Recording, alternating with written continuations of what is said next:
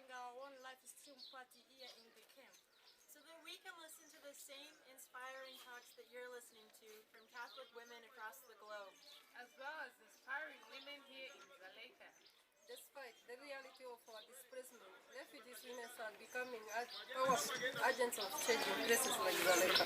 Thanks to education, tomorrow will be leaders of changing the world. Together we can transform the world in one way or another. So together from Dzaleka we wish you Happy Women's Day!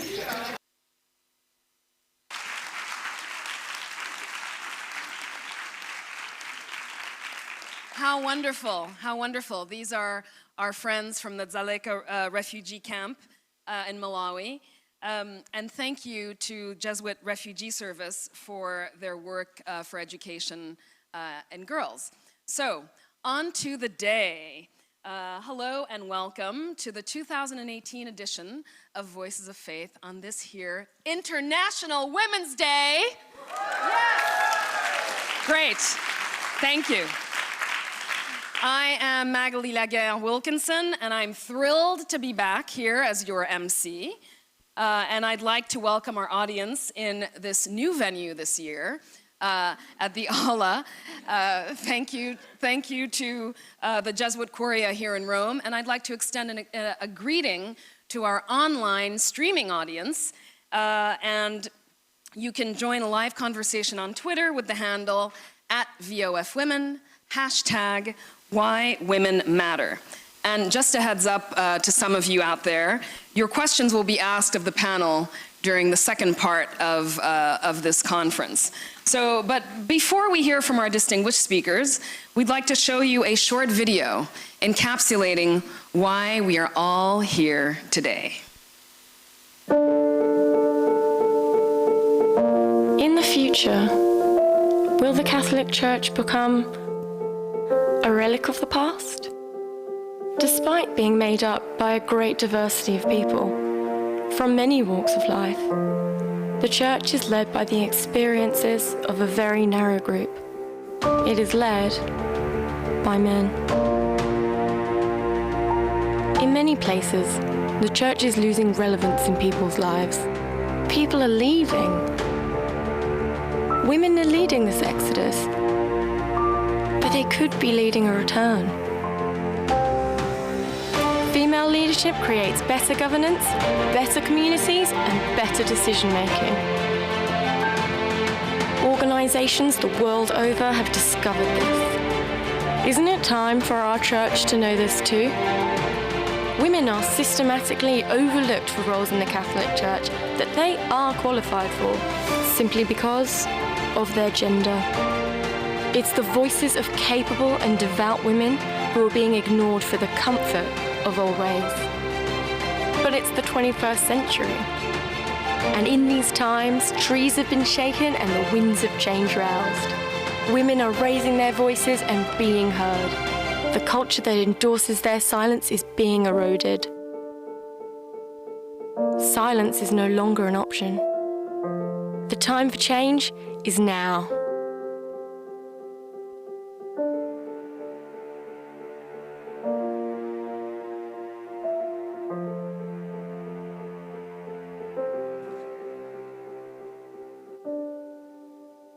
We'll never say that enough. The time for change is now. Today, Voices of Faith is in solidarity with the initiative of Pax Christi International and the Catholic Nonviolence Initiative.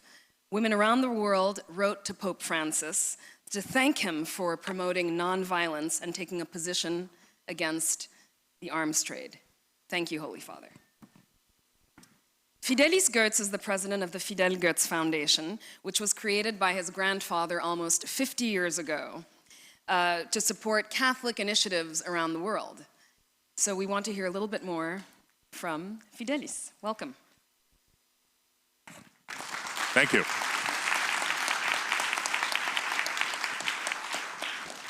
Ladies and gentlemen here in Rome, dear friends across the world watching this on a live feed, and in particular, all the women whom we celebrate on International Women's Day today, welcome on behalf of the Fidel Goetz Foundation to this event. First of all, like I already said, I would like to express on behalf of us our deep gratitude to our friends the Jesuits, whom we've worked for over 50 years now, for hosting us in this venue close to the Vatican.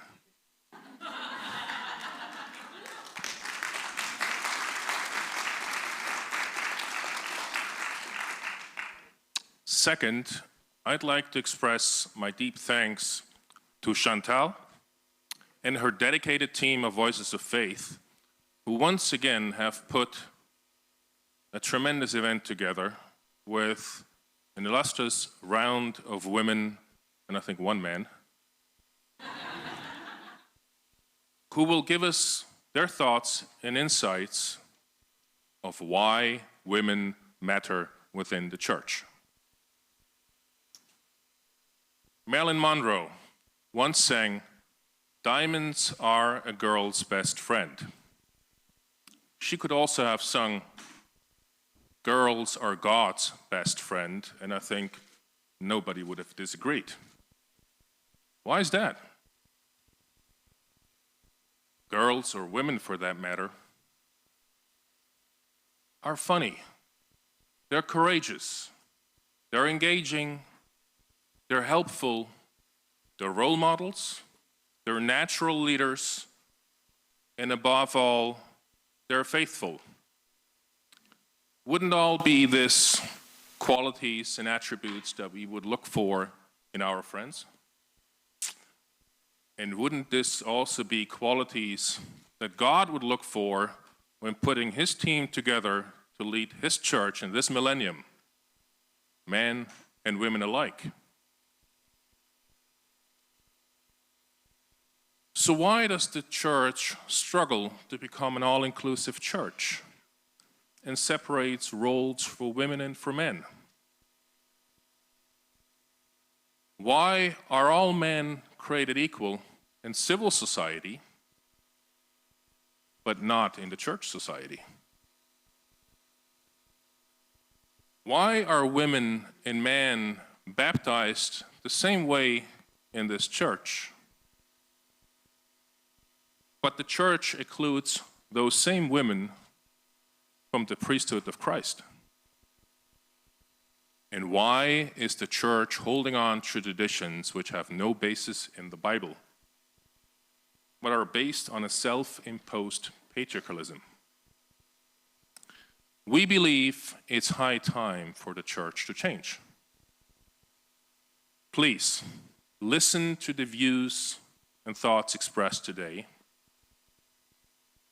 Provoke them, challenge them, share them, discuss them.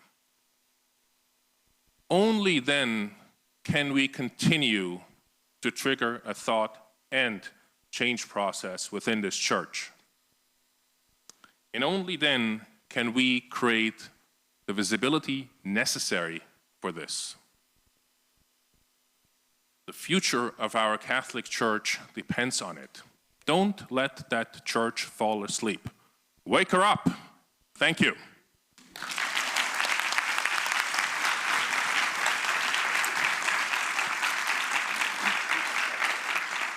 Thank you, Fidelis. And I think we're going to wake up some more. Mary Mcaleese was the first Irish president to come from Northern Ireland and the first woman to succeed another woman as president of Ireland from 1997 until 2011. An outspoken advocate on issues concerned with social justice and equality, it's no surprise her presidency was built on building bridges. Professor Mcaleese is also the reason we're here today. I'd like to stir up a few things. One of them, because you stand on principles.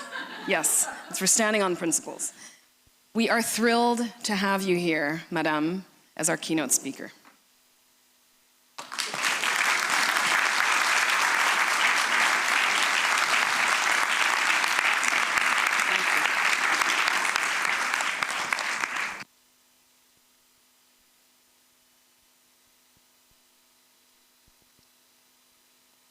You can hear me? Do we have, just to make absolutely sure, because these words are precious. I wouldn't want any excuse for them not to be heard. particularly outside these walls and over a very close nearby wall. They've no excuses. I hope that all the hearing aids are all turned up today. Thank you all for being here.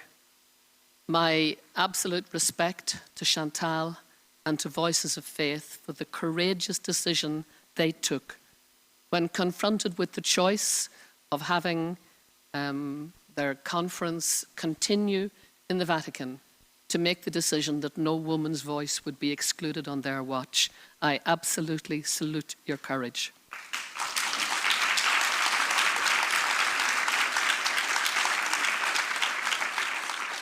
Now let me try and repay it. The Israelites, under Joshua's command, not Joshua, who's here, but the other Joshua. Under Joshua's command, they circled Jericho's walls for 7 days. They blew trumpets and they shouted to make the walls fall down. We don't have trumpets, but we have voices, voices of faith. And we are here to shout, to bring down our church's walls of misogyny. We've been circling these walls for at least 55 years, since John the 23rd's encyclical, Pacem in Terris, first pointed to the advancement of women as one of the most important signs of the times. Here's what he said. They are demanding, both in domestic and in public life, the rights and duties which belong to them as human persons. The long-standing inferiority complex of certain classes because of their economic, social status, sex, or position, and the corresponding superiority complex of other classes is rapidly becoming a thing of the past. At the Second Vatican Council, Archbishop Paul Hallinan of Atlanta warned his fellow bishops to stop perpetuating the secondary place accorded to women in the Church of the 20th century, and to avoid the Church becoming, in his words, a latecomer in their social, political, and economic development. The Second Vatican Council's decree, Apostolicam Actuositatem, said it was important that women, in their words, participate more widely in the various sectors of the Church's apostolate. The Church's very famous pastoral constitution, Gaudium et Spes, said that the elimination of discrimination based on gender was a priority. Paul VI even commissioned a now long forgotten study on women in church and society. Those of us who were youngsters then, we surely thought that the post-conciliar church was well on the way to full equality for our 600 million female members.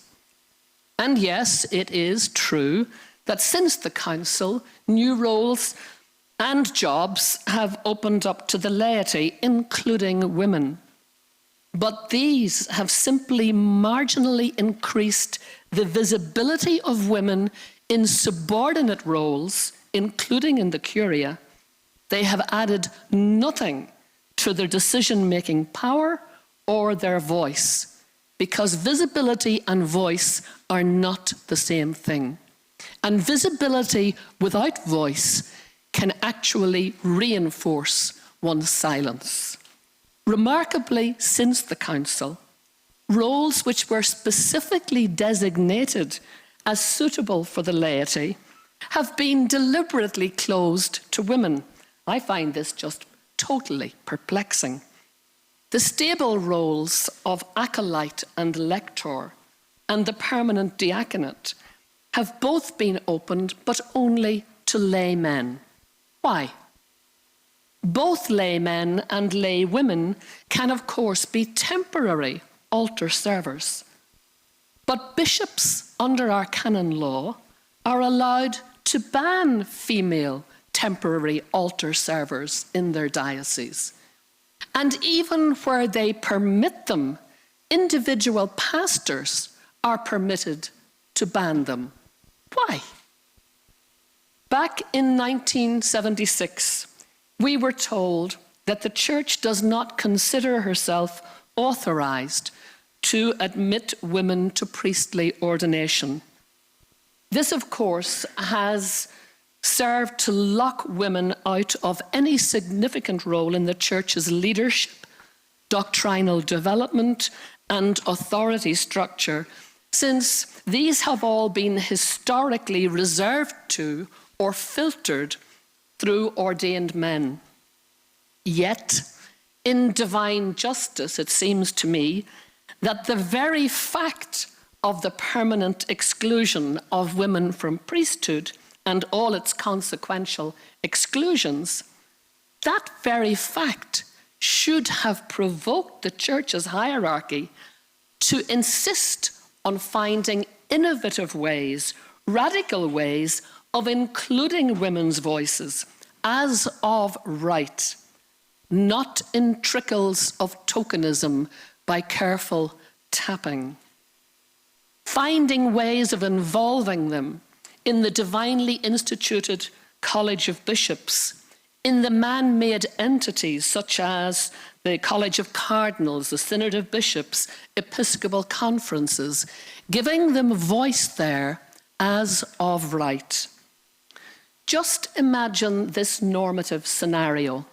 Imagine for a moment that as a result of this, the Pope decides to call a synod on women in the Church. Some chance. And 350 male celibates turn up to advise the Pope on what women really want. That is how ludicrous our Church has become, because that is our system. How long can the hierarchy sustain the credibility of a God who wants things this way, who wants a choice, wants a church where women are invisible and voiceless in church leadership, in legal and doctrinal discernment and decision-making, but actually are expected to do all the hard work that keeps the church going from generation to generation. It was here, and it seems to me an extraordinary but very beautiful irony. It was here in this very hall in 1995 that Irish Jesuit theologian Father Jerry O'Hanlon put his finger on the underpinning systemic problem when he steered Decree 14 through the Jesuits' 34th General Congregation. It's a forgotten document, but I think today we'll just dust it down and use it to challenge a Jesuit Pope, a reforming Pope, to real practical action on behalf of women in the Catholic Church. This is what it says. We have been part of a civil and ecclesial tradition that has offended against women. And like many men, we have a tendency to convince ourselves that there is no problem. However, unwittingly, we have often contributed to a form of clericalism which has reinforced male domination with an ostensibly divine sanction. By making this declaration, we wish to react personally and collectively and do what we can to change this regrettable situation. Now, this regrettable situation arises because the Catholic Church has long since been a primary global carrier of the toxic virus of misogyny. Its leadership has never sought a cure for that virus, though the cure is freely available. Its name is equality. Down the 2,000-year highway of Christian history came the ethereal divine beauty of the Nativity, the cruel sacrifice of the crucifixion, the hallelujah of the resurrection, and the rallying cry that wakens me up and gets me through the day each day of the great commandment to love one another. But down that same highway came these man-made toxins of misogyny, of homophobia, to say nothing of shameful anti-Semitism, with their legacy of damaged and wasted lives and deeply embedded institutional dysfunction. The laws and cultures of many nations and faith systems were also, of course, deeply patriarchal and excluding of women. Many still are. But today, the Catholic Church lags noticeably behind the world's advanced nations in the elimination of the discrimination against women. A disgrace for an organization which claims to have been created by God for love in the universe. Worse still, because the Catholic Church is, to quote Ban Ki-moon, the pulpit of the world, its overt patriarchalism acts as a very powerful brake on dismantling the architecture of homophobia and of misogyny wherever they are found in the world. There is an irony here, for education has been crucial to so many of us, to the advancement of women in the world. It has been a sine qua non.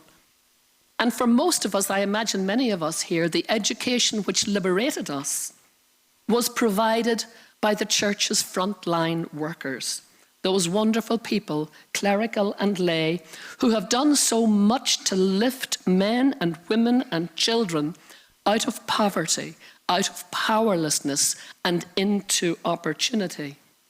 And yet, isn't it paradoxical that it is the questioning voices of educated Catholic women and the courageous men, and in particular courageous priests, who have suffered in supporting them? These are the voices that the church hierarchy simply cannot cope with. They cannot cope with the voices of these educated Catholic women and scorn them rather than engage them in dialogue. The church, which so regularly criticizes the secular world for its failure to deliver across a range of human rights, has almost no culture of internal self-critiquing of itself. It has a hostility to internal criticism, which fosters, unfortunately, a blinkered servility and which borders, at times, on institutional idolatry. Today, we challenge Pope Francis to develop a credible strategy for the inclusion of women as equals throughout the church root and branch, including in its decision-making. A strategy with targets, with pathways, with outcomes, regularly audited, independently audited. I noticed Cardinal Farrell said that women's progress in the church was a process. Well, we challenge them. Start the process. Get it going. You know, put the fuel in the engine. Hit the button. Because the failure to include women as equals has deprived the church of fresh and innovative discernment. It has consigned it to recycled thinking among a hermetically sealed, cozy male clerical elite, regrettably often flattered by carefully chosen token lay people, among them women. It has kept Christ out, and it has kept bigotry in. It has left the church flapping about awkwardly on one wing when God gave it two. Now, if you've ever seen a bird that's got a broken wing, it's a sad thing. Can't get up, can't get elevation, can't get direction. That's the church. And that's the hierarchy.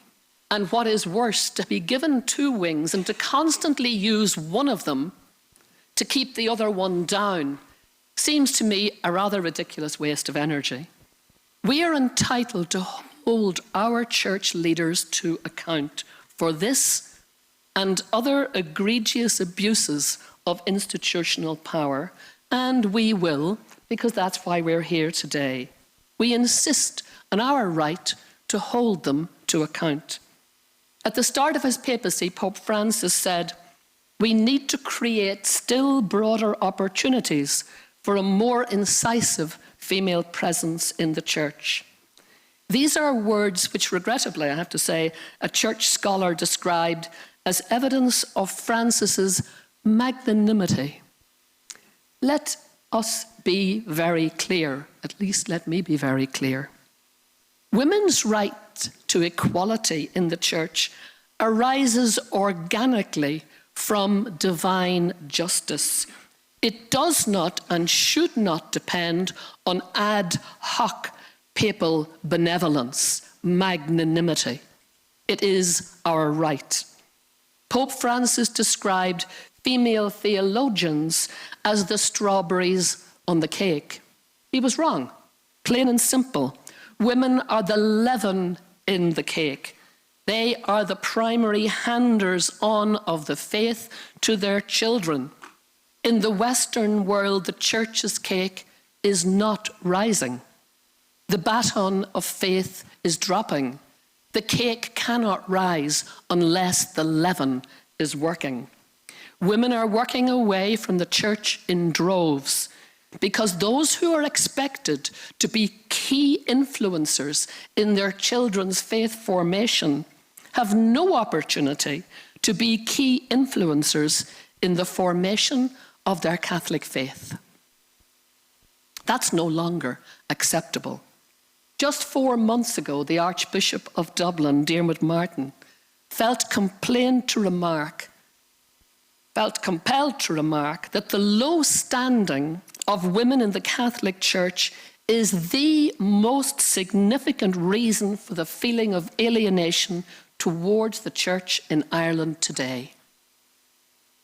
Yet Pope Francis has said that women are more important than men because the Church is a woman. Holy Father,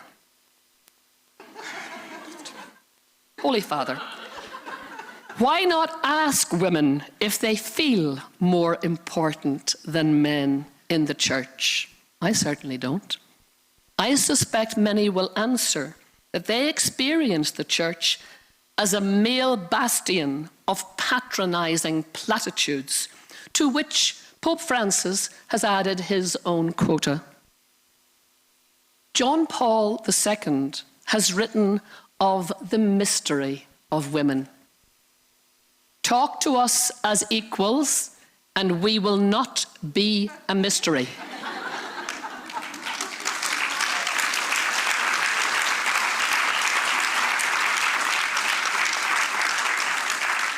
Francis has said a deeper theology of women is needed. At last, something I can agree with Pope Francis on. Because God knows it would be hard to find a more shallow theology of women than the misogyny and codology dressed up as theology which the magisterium currently hides behind. And yet, all the time, a deeper theology is staring us in the face. Doesn't require much digging to find it. Just look to Christ, the founder of our great Christian faith. John Paul II pointed out that we are heirs to a history which has conditioned us to a remarkable extent. In every time and place, this conditioning has been an obstacle to the progress of women. Transcending the established norms, he says, of his own culture, Jesus treated women with openness, respect, acceptance, and tenderness. And John Paul goes on, as we look to Christ, it is natural to ask ourselves how much of his message has been heard and acted upon. Why didn't he ask us that question? Because women are best qualified to answer it. And yet here we are, we are left to talk among ourselves. No church leader bothers to turn up, not just because we do not matter, but because their priestly formation prepares them to resist treating us as full equals. Back in this hall in 1995, the Jesuit congregation asked God for the grace of conversion from a patriarchal church to a church of equals, where women truly matter, because only that church is really worthy of Christ. And only such a church can credibly make Christ matter. The time for that church is now, Pope Francis. The time for change is now. Let me just finish with a line that might be familiar to you from a very famous Irish poet. And it's so often used in the context of the Irish peace process, but it seems to me so relevant here today. It's from Seamus Heaney's Curate Troy, where he says, you know, that history says, do not hope this side of the grave. But then, once in a lifetime, the longed-for tidal wave of justice can rise up, and hope and history rhyme. The tidal wave is quickly approaching the Vatican walls. Many, many thanks.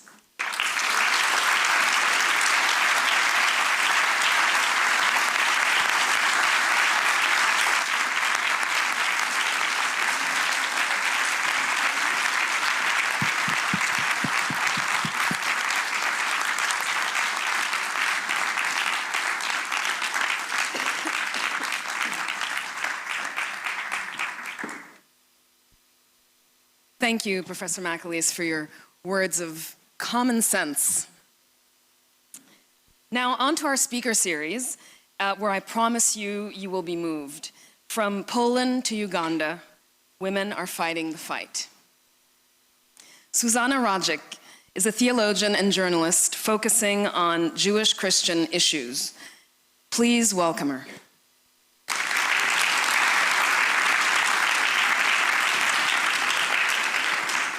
Good afternoon. Thank you for having us.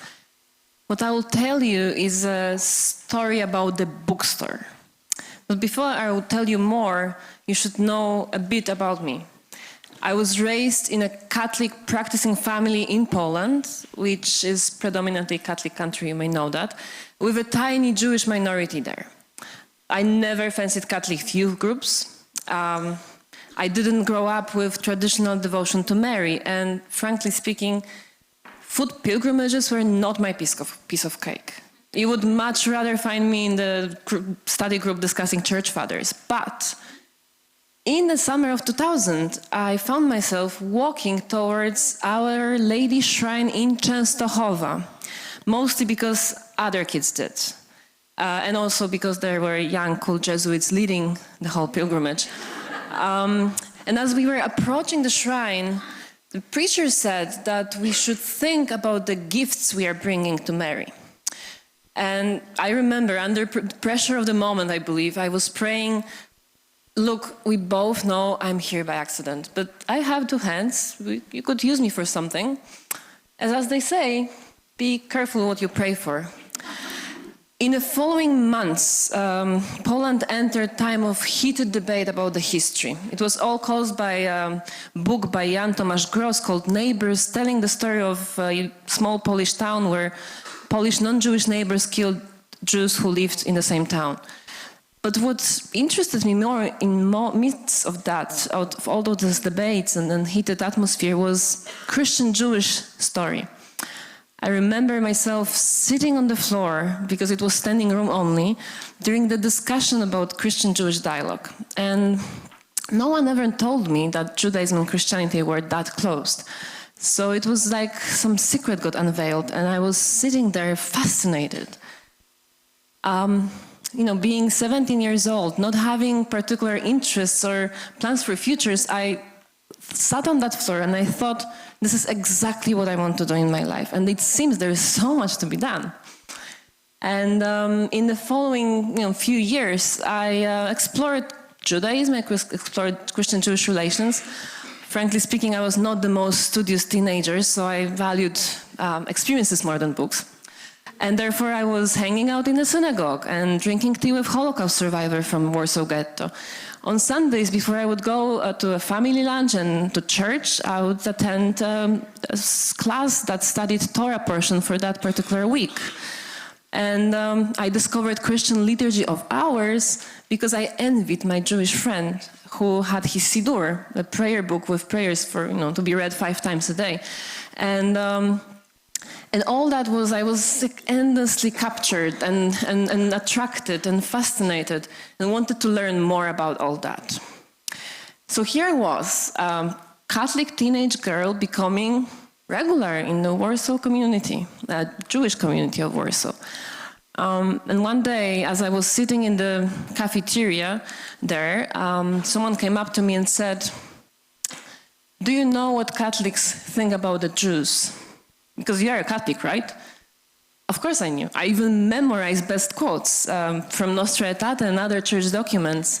And I was really ready to share it with him. But he interrupted. "It was not what I mean," he said.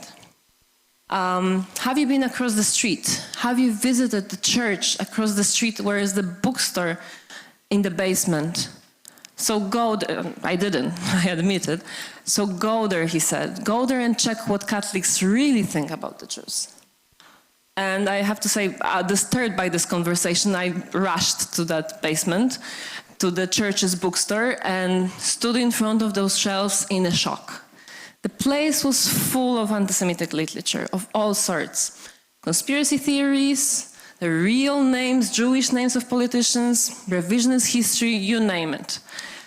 And I didn't know what to do. I was going back, reading it on the spot, not to support them by buying any. But, it took me a while, and after some deliberation of myself, I said, I have to do something. It's clear it's not supposed to be here, so I approached the parish priest, and I asked him if he's aware that they're selling something that is against church's teaching, clearly. He said, "I'm not going to be a censor." And, and he said it, by the way, through the intercom, because he didn't even bother to come down. And also, he added that he's just renting the space. Just renting the space. That was such a poor excuse. You can imagine what he would do if they were selling pornography and not just hate and prejudice. But, my arguments didn't help. Very quickly he said, "God bless you," and hung up. That was the first time that the priest hung up on me. And I was standing there in front of his closed doors, and I tried to stop sobbing, but also I felt so stupid. I felt so stupid that I even tried. And it took me a few months more before I tried again. This time I decided to talk to the boss. So I went to the bishop's office and I asked for the meeting. I finally managed, after a lot of back and forth, I managed to talk to the chancellor of the archbishop. That was as far as things got, and frankly speaking, that was also a slap. Here I was 19 years old, allowed to drive, buy alcohol and vote, but not able to get appointment with my own bishop. And it was also, this conversation with the chancellor was one of the worst I had in my life. At that time, it was the worst. He disregarded the whole problem, didn't listen to my arguments. And towards the end, he said, "Why is a lay woman dealing with it and not a priest?" I said, well, I thought why not, but I didn't say it. I knew that it's easy to discipline priests and punish them by sending them to poor, difficult parishes. So that was the day that I learned, basically, that, as a lay woman, we are so much more difficult to stop. And maybe that's what makes us more scary. But,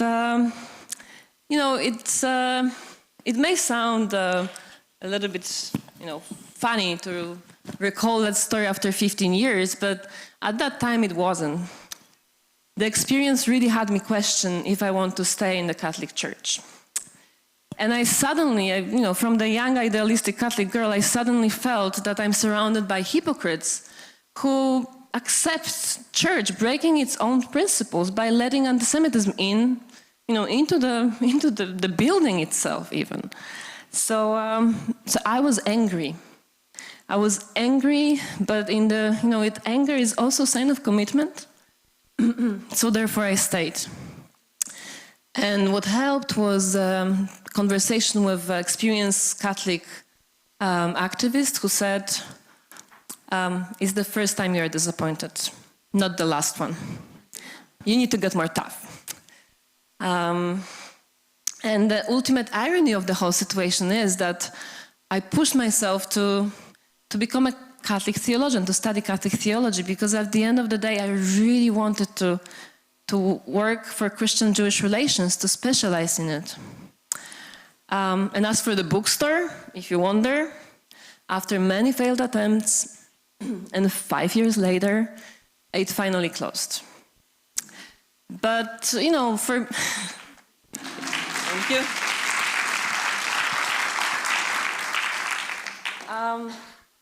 But the bookstore, it was not only, the physical space for me. The bookstore really carved what I did in my life. It determined my profession, but it also determined how I approach church's reality. It's like a metaphor of standing helplessly in front of the massive institution that, doesn't, as I said, doesn't respect what it teaches, its own documents. And it was also very much about being young woman in the church and being ignored as such, ignored and underestimated, I guess, too.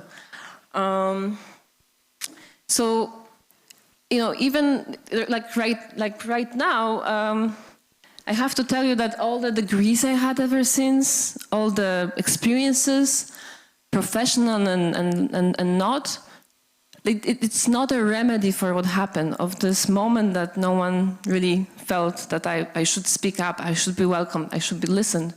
So what could help is a change of culture in the church. Change of culture for such that would be really, truly egalitarian. So like for real, as there is no man or female. So that young people are treated seriously, actually. Women are listened to and no one is ignored. Because until today, I don't feel comfortable in the bishop's office. Even when invited, I'm always ready to be rejected by the church. I keep my expectations low so it doesn't hurt, but it's there. I believe I could contribute quite a unique expertise, but I don't want to be treated as a usurper anymore. So I tried once. I offered to facilitate a group of priests who were going to learn about the Holocaust, and I heard I can come, but as a translator, because they will reject women as an expert. So why would I try again? And how many more women could say similar stories about their respective fields? I see them around me, better than anyone else, and yet not good enough for the leadership positions, because in the Catholic Church, those are for priests. And I'm with them when they swallow pain of rejection again. So you could ask, why? What do we do that we still hang out here, despite of being treated as second-class citizens? And some people say it's for the fight itself. I don't know why, but that's what I hear sometimes from my friends who are priests, that, you always need to have a battle, if not fighting anti-Semitism, then for the women's rights. Always something. But I'm not making up the struggle. It's real and burning for over half of the church who are women around the globe. And also some others say, why don't you leave? Why don't you leave and look for some other worship community that suits you more? But I feel at home. This is where I belong. And Catholic tradition, liturgy, sacraments, theology nourish me. So I'm not curious to explore. I don't want to go anywhere. I am a Catholic, just one that doesn't agree and is against gender injustice in the global church, or, as an example with a bookstore, also anti-Semitism in my local one. So I'm really not planning to go anywhere.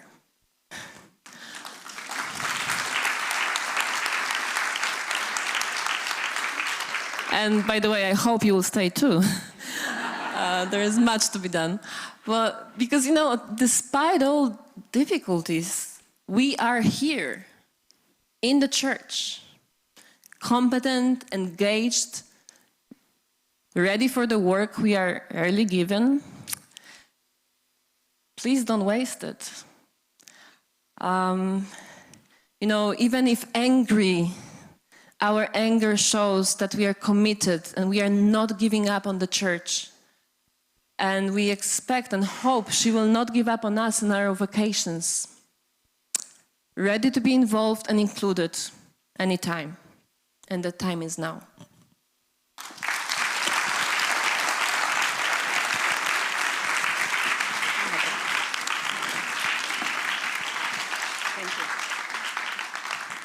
Thank you, Susanna. On to our next speakers. Nivedita and Gaia Lobo Gajiwala are sisters. And don't panic, everyone, about what I'm about to say. They are millennials. Okay, that's done. Theirs is a unique journey of faith that really should be heard. Welcome.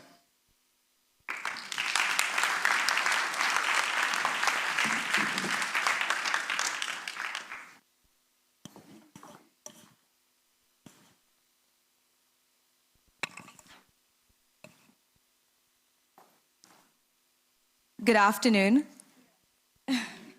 I'm Nivedita, ironically named after a nun. I'm an executive recruiter for tech companies in Canada, and I find today's discussion very interesting because there are a lot of parallels between the church and tech. In tech, the conversation is currently focused on building diverse leadership teams. In fact, as recruiters, we're constantly asked to present more female candidates for executive roles, not because it looks pretty, but because it leads to different perspectives. How can you create a brand for the people unless you take different stories into account? Why would I buy a product created based on the insights of straight white men? How does that factor in my needs as a young woman? The tech world is changing, and I think the church needs to start asking itself similar questions. So this is my story. I was raised in an interfaith family. My mother is Catholic and my father is Hindu. I learned how to say the rosary along with Sanskrit shlokas. I studied the Bible and Indian mythology. I did go to a convent school, and I have to say that the church definitely shaped me and gave me the values that I have today. To be kind and just and charitable, to find fulfillment in everything you do. And my favorite, to sing, to celebrate. Growing up, we got a lot of curious looks from other parishioners for being active in the community, but for not being baptized. Who are these strange, exotic creatures? They probably wondered, right? I don't blame them. I felt like a trespasser in the church and in temples, like I didn't belong there. Like my parents were the only reason I was allowed into either place. My get out of jail free card. It makes me think of this poem. So here you are, too foreign for here, too foreign for home, never enough for both.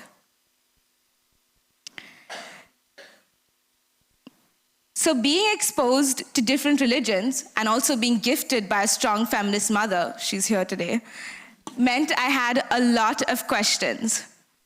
Why are there no Catholic goddesses? Why are all the apostles men? I went to church, why didn't I get the host? And when we played Mass, why didn't I get to be the priest? My mother called me her why girl. The nuns didn't get off easy either. My catechism classes involved throwing a lot of questions at the nuns, who gave me the old, let's talk about this after class slip. No offense to anyone here, if you do answer questions. They weren't ready to deal with this new train of thought, and I think that really impacted my interaction with the church at the time. I was lucky to have a fantastic principal later on, also a nun, who took it upon herself to sit with us and discuss the church's view on faith, sex, relationships, love, abortion, things young girls really wanted to talk about. Like Pope Francis says, faith is an adventure, and personally, I think all your experiences either enhance your faith or diminish it. I do feel, however, that there was a definite gendered way on the way we were raised in school. We were raised to be nurturing and empathetic and accommodating, to be good wives and mothers, what I think the church calls today feminine genius. My brother, on the other hand, who studied in the Jesuit school across the street, was raised to be ambitious and strong and demanding, sure of his place in the world. Was this fair? Who had decided that being a good person was given certain gender-specific attributes? And who decided that only men could be in charge?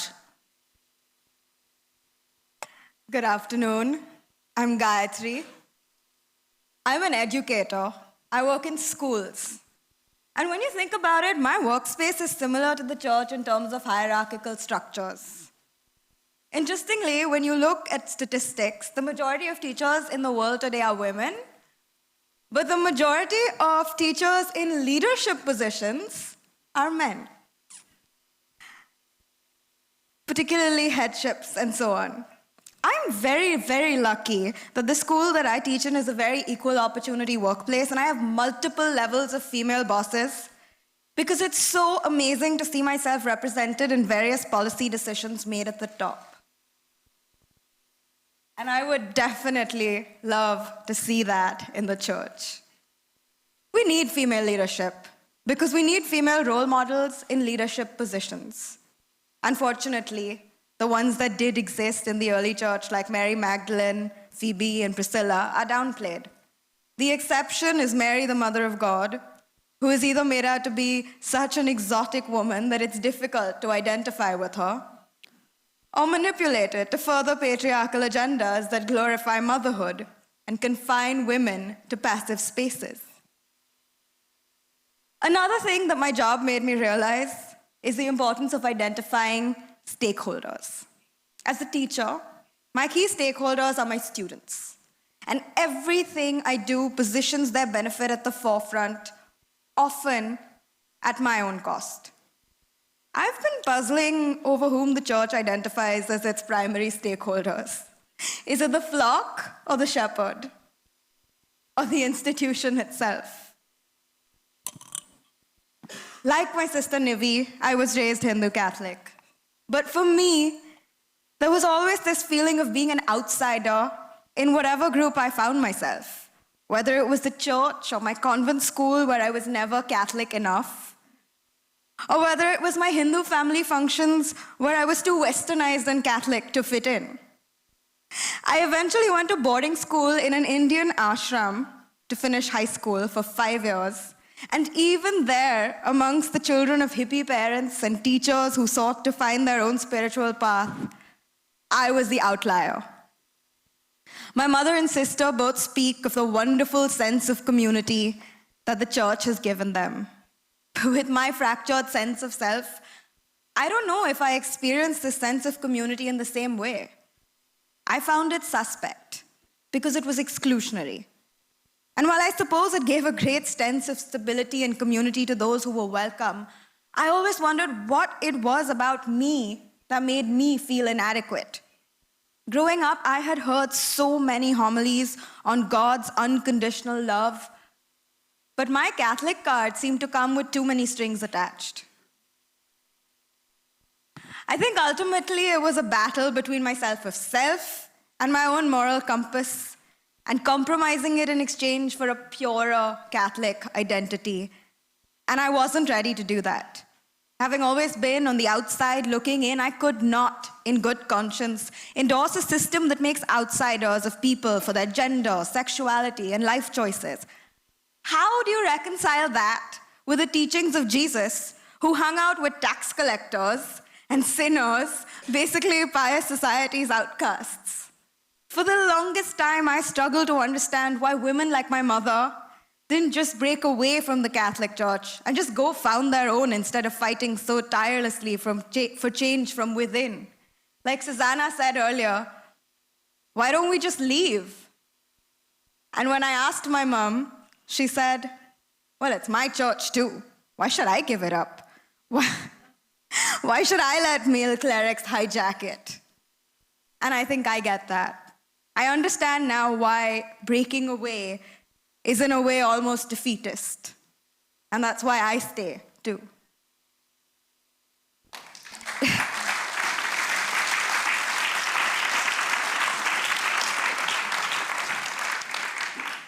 You know, my mother says she often gets asked if we're baptized, even now, after 30 years of marriage. She hates that question. She feels like it's used as a litmus test as to whether she's been a good Catholic mother. According to her, the real test will be whether we are good human beings. She always said to us, when you die, no one is going to ask you if you're baptized. But according to Jesus, you are going to be asked if you fed the hungry, and you gave the thirsty to drink, and you cared for the sick and those in prison. I see that as my Catholic identity. The priority to change people's lives, especially those desperately seeking acceptance. As a child, my Catholic identity was linked with belonging to the church community. But the church as an institution is old and slow-moving. Millennials, on the other hand, think fast and act fast. And so we are forming our own communities in the virtual world and in the real world. And we are reinventing the values. Diversity, inclusion, free speech, agency, intersectionality. To see none of these values highlighted in the church makes us feel like we don't belong there. And so we prefer to find our own way to God. I like to think of my relationship with God as more spiritual and personal. God is my friend, not this powerful, all-punishing entity. And sometimes God is male, and sometimes God is female, depending on what I'd like to talk to her about. I connect with God most when I'm engaged in an active service. I volunteer to teach high school students about sexual health and relationships, and I practice yoga every day. This is my prayer time. So of the three of us, I'm the only one who chose not to get baptized. The truth is, I didn't make a conscious decision to disaffiliate myself from the church. The older I got, the less I saw myself in the ordained leaders. The church felt very removed from the reality that I'm chasing as a young woman. That of autonomy, agency, empowerment. I did not want my conversations with God to be censored by a group of men who weren't ready to listen to me and who are so out of touch with the reality of my experience as a young woman today. And yet, these men continue to control my access to God. My mother tells me that even the Gospels we use and the passages we hear on Sunday are chosen by men, obviously. So stories about women in our past get filtered out. Look, I know the Bible has different interpretations, and obviously the people in power are going to interpret it to suit their agenda. Just look at the way women have been banned from ordination. I know it's a taboo subject in the church, but I look at this exclusion and wonder, am I not created in the image and likeness of God? What if God called me? Is the church saying God cannot make such a call? That doesn't make sense to me. So, I am the success story.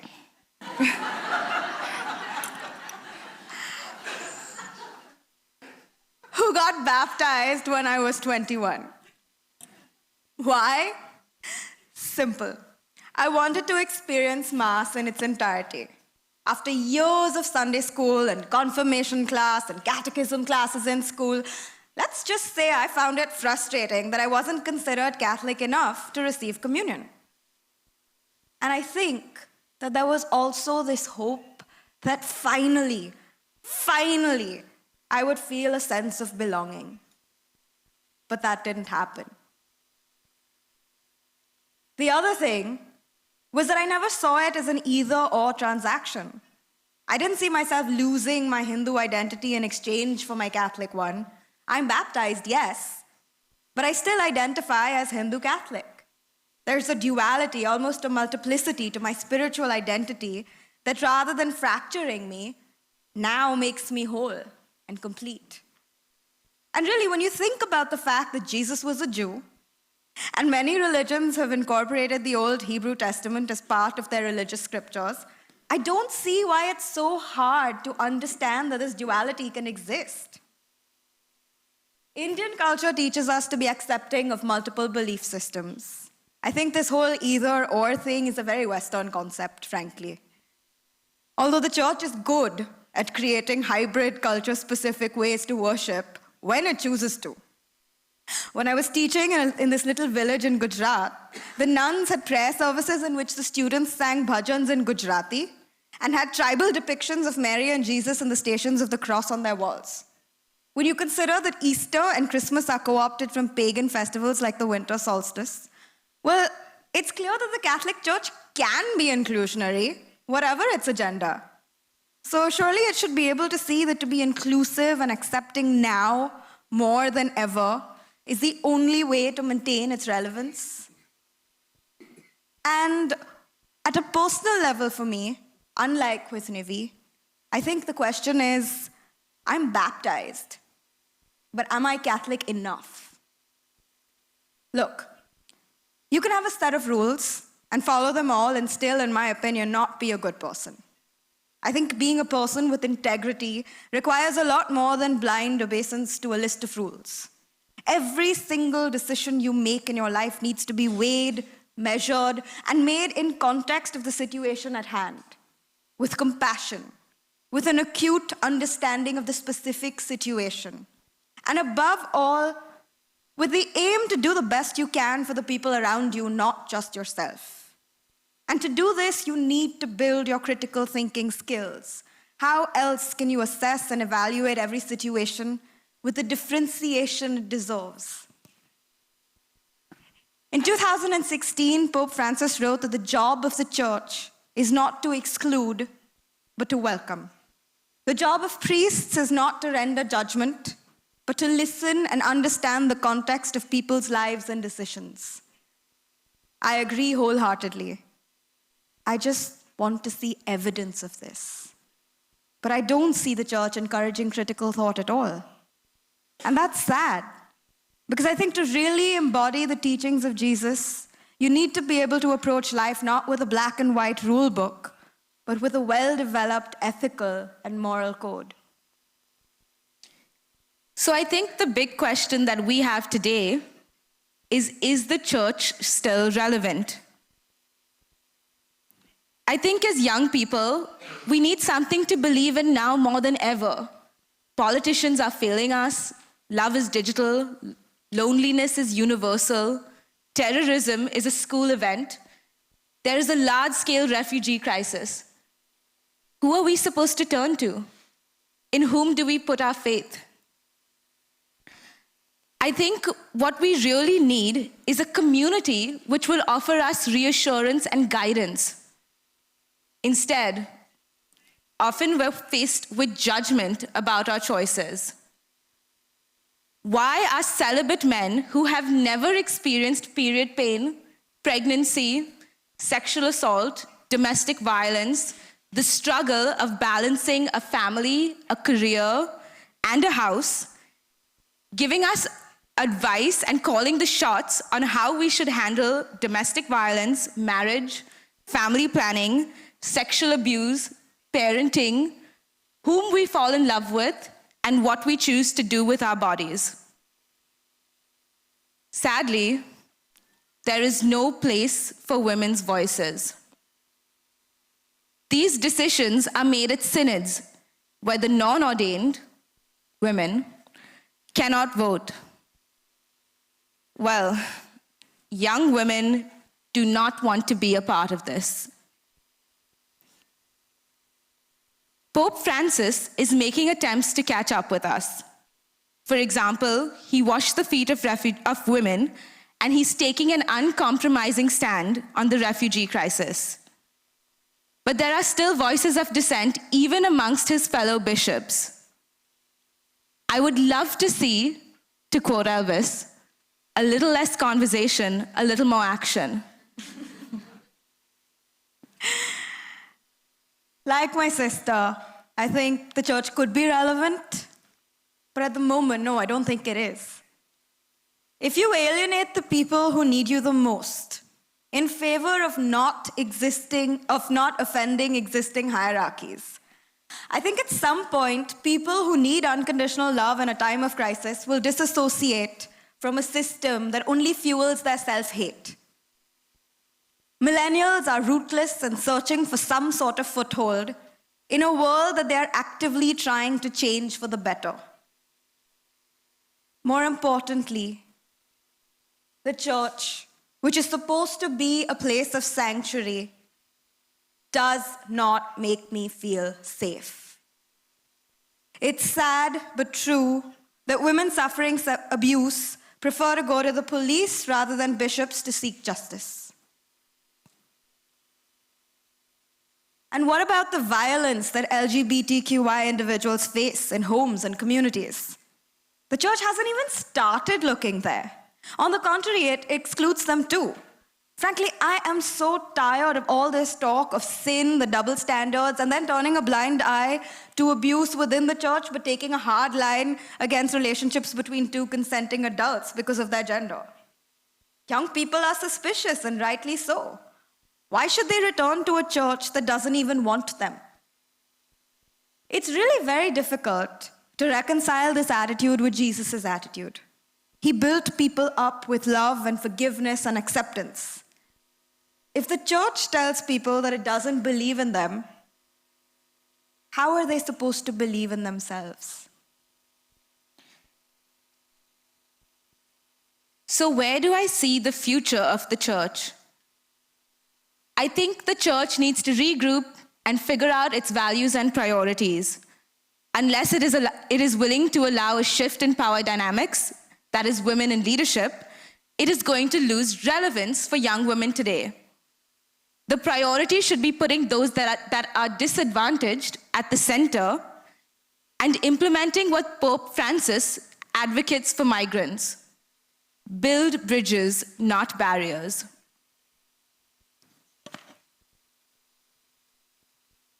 Create spaces for the voices of young people to be heard and listen to us with open minds. Get into our skins and experience the world through our eyes. Learn from us, respect our agency, and see that we really want to change the world. We may not be attending Mass, but we are out there making a difference. Take the recent Me Too movement to create awareness about sexual harassment and abuse that went viral. We are moving ahead at a tremendous speed in a virtual world. We can't be stopped, but we need your guidance. Be honest and transparent and non-judgmental. Throw the rules out of the window. Help us to live the gospel message of love, justice, and peace. Thank you. Thank you.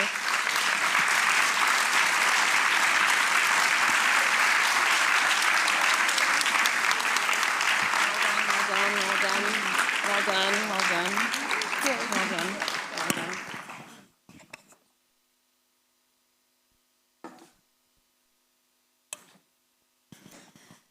Again, our Twitter handle is @VOFWomen, #WhyWomenMatter. I'm sure you can submit questions and you have plenty to say after this conversation. Thank you very much again, two wonderful sisters. And we won't hold it against you that you're millennials. Our next speaker is Joanna Gomez, who is the project director for Jesuit Refugee Service based in Chad. Joanna has a life-changing experience and journey, and she will share it with us. And incidentally, for all of those of you here in the room, Joanna will be speaking in Portuguese, so you might want to put on your headset to listen. Welcome, Joanna.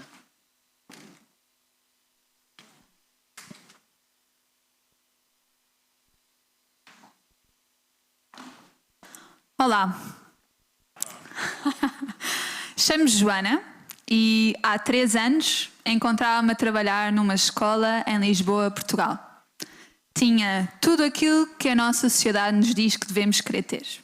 Um carro, trabalho efetivo, o carinho dos amigos, o conforto da família.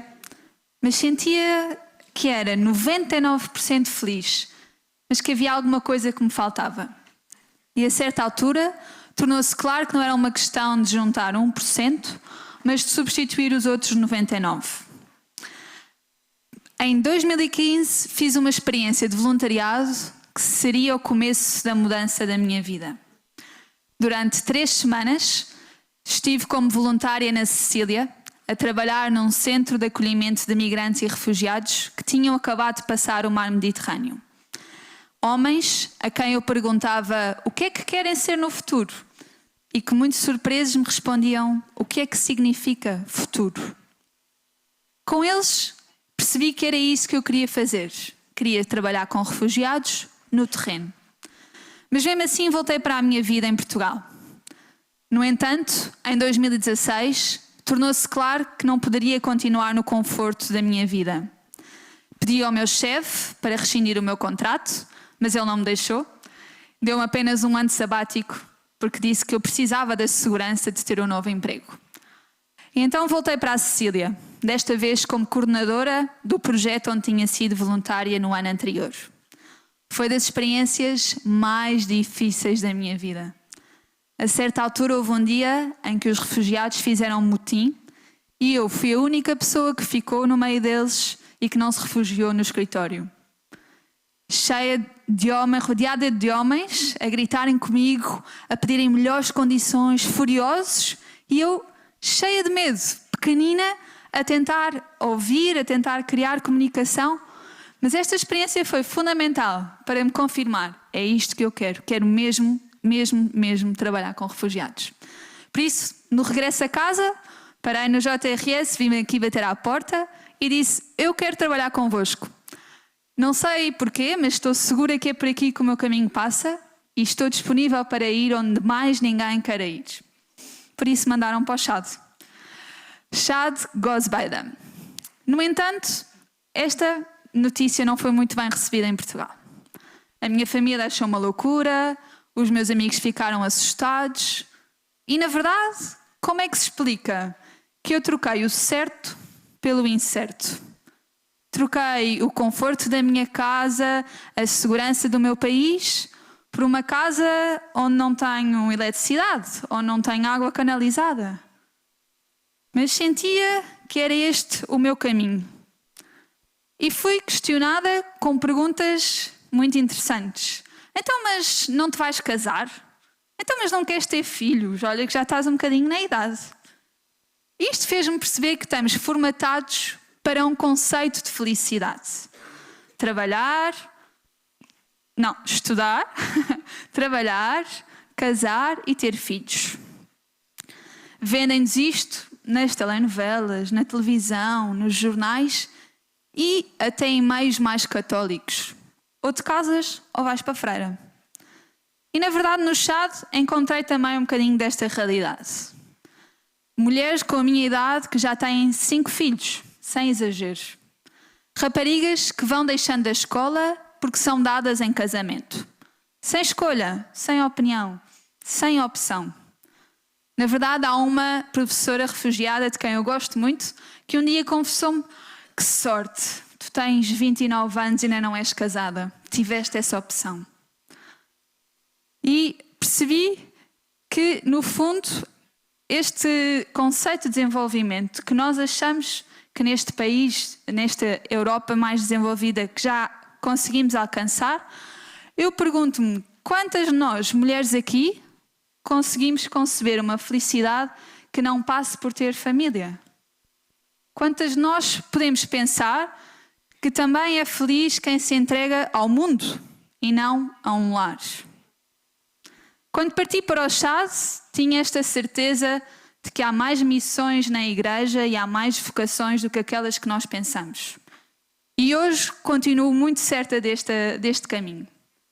Na verdade, com a partilha da minha vida, da minha experiência, percebi que há muitas mulheres, muitas pessoas, muitos homens também, mas sobretudo muitas mulheres que sentem este chamamento a mais, mas que não sabem responder. E sobretudo porque não sabem contrariar a sociedade. E eu percebo porquê. No outro dia estava a ver as mulheres santas celebradas na semana. Todas as mulheres que eu encontrei tinham sido freiras. Quando é que uma mulher será santa pelo bom trabalho que faz? Pela boa pessoa que é? E eu acho que a mudança passa pelos jovens. Temos que fazer convites mais ousados. Temos que convidar os jovens a saírem de conceitos de felicidade, a serem diferentes e não terem medo de ser diferentes. Temos que convidar os jovens a ouvir o chamamento de Deus. E onde é que fica a igreja? No meio disto tudo. Tem de ser a primeira. E não com grandes livros, com grandes palestras, com grandes palavras, com ação, com grandes exemplos. A igreja da qual eu faço parte e da qual eu quero fazer parte é uma igreja viva. É uma igreja que reconhece a diferença de dons e de missões e que a todas dá o mesmo valor. Que reconhece como é importante e bom ter boas esposas, boas mães, boas freiras, mas também boas humanitárias, boas coordenadoras, boas líderes. Uma igreja que pega na diversidade de dons, que os multiplica e não que os mete em caixinhas de formatação para as guardar. Em Gosbada, na celebração da palavra em que participo ao domingo, vejo uma igreja cheia de mulheres. E o incrível foi perceber que a celebração é feita em francês e as mulheres falam ou árabe ou uma língua local. Ou seja, mulheres que durante 2 horas, domingo após domingo, participam de uma igreja onde não percebem nada. Isto é um grande sinal. As mulheres já estão dentro desta igreja. Nós já estamos dentro desta igreja. Mas precisamos de ser aceites. Precisamos de ser reconhecidas e, sobretudo, valorizadas. Eu gostava de acabar com uma história que aconteceu há exatamente 1 ano atrás. Eu estava num campo de refugiados de Gozamir, a participar da celebração do Dia da Mulher, e uma das nossas professoras, também representante da Associação de Mulheres do campo, pegou o microfone para ir fazer o seu discurso do Dia da Mulher. Muito pequenina, muito magrinha, estava super nervosa, então a sua voz mal se ouvia. Tentei fazer contacto visual com ela e dizer: fala mais alto, fala mais alto.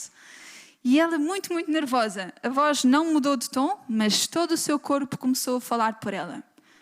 E eu estava fascinada. Esperei o final para ouvir a tradução e confirmei aquilo que já sabia. Ela usou uma metáfora muito bonita. Disse: a mulher é como a água e sem ela não há vida. Usou isto para explicar como ainda é importante defender os direitos das mulheres e, sobretudo, das raparigas jovens. Eu gostava de trazer aqui hoje esta metáfora. Gostava de trazer aqui hoje a voz de todas estas mulheres que não podem estar aqui hoje. A mulher é como a água e nós só temos de deixar correr para alimentar o mundo. Obrigada.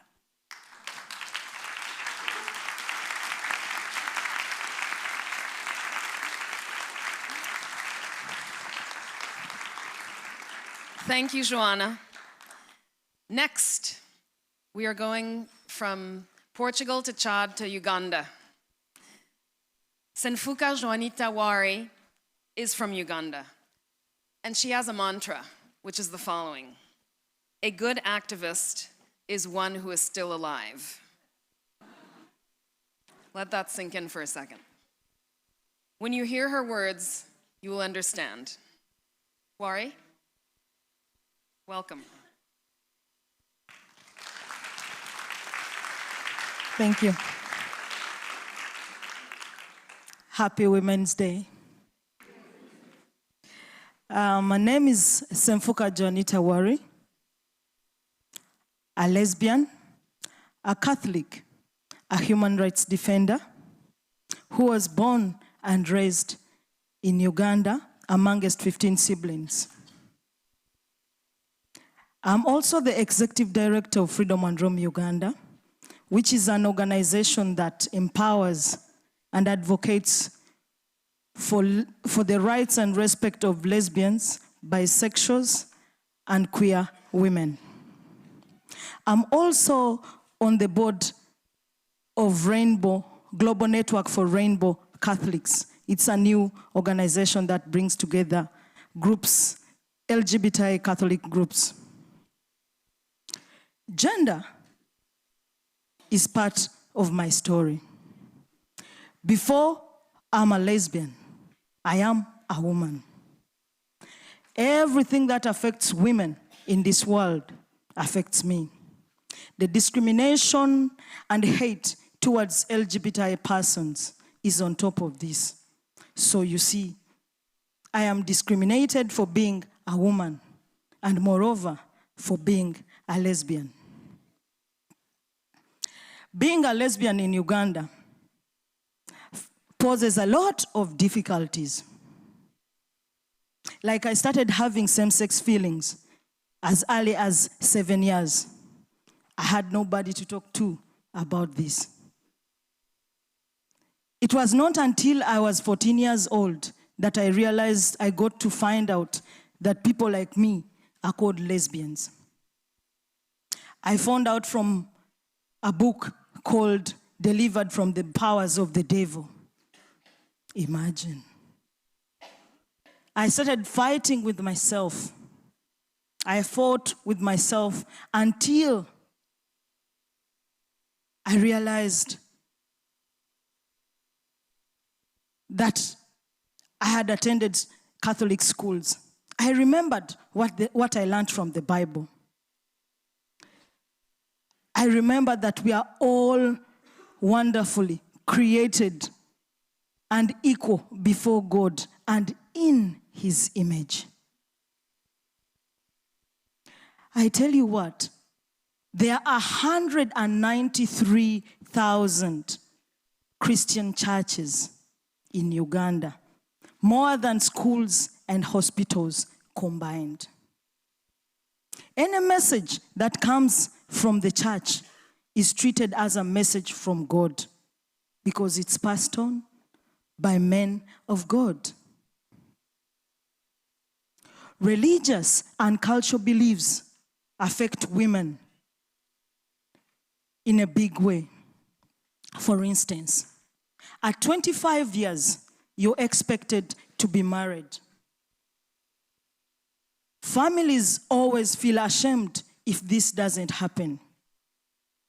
That is the reason as to why most lesbians are forced into marriage by their parents to protect their face within the society.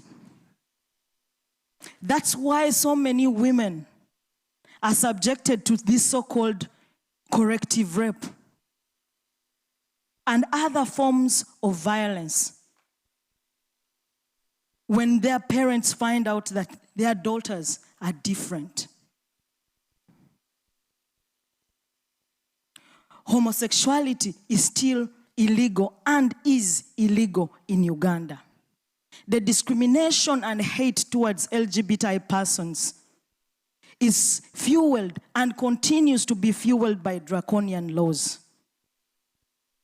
An anti-homosexuality bill in 2009 was introduced in Uganda. A local newspaper published names and photos of LGBTI persons. My dear friend, David Kato, paid the ultimate price in 2010 because his name and photo was published. This publication asked Ugandans to kill us. And the person you see here is one of the few who were spared. What hurts most is the role religious leaders play or choose not to play in the face of discrimination. By standing by and not doing anything makes them complicit.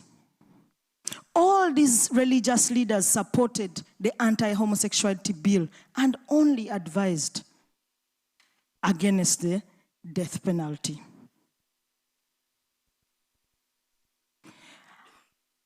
So I ask, why did Pope Francis stop there? In October last year, Pope Francis advised that the death penalty goes against the gospel. He said, however grave the crime committed, the death penalty is inadmissible.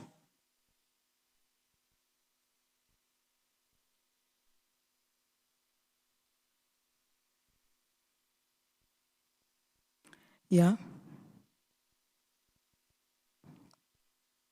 The death penalty is inadmissible, however grave the crime committed.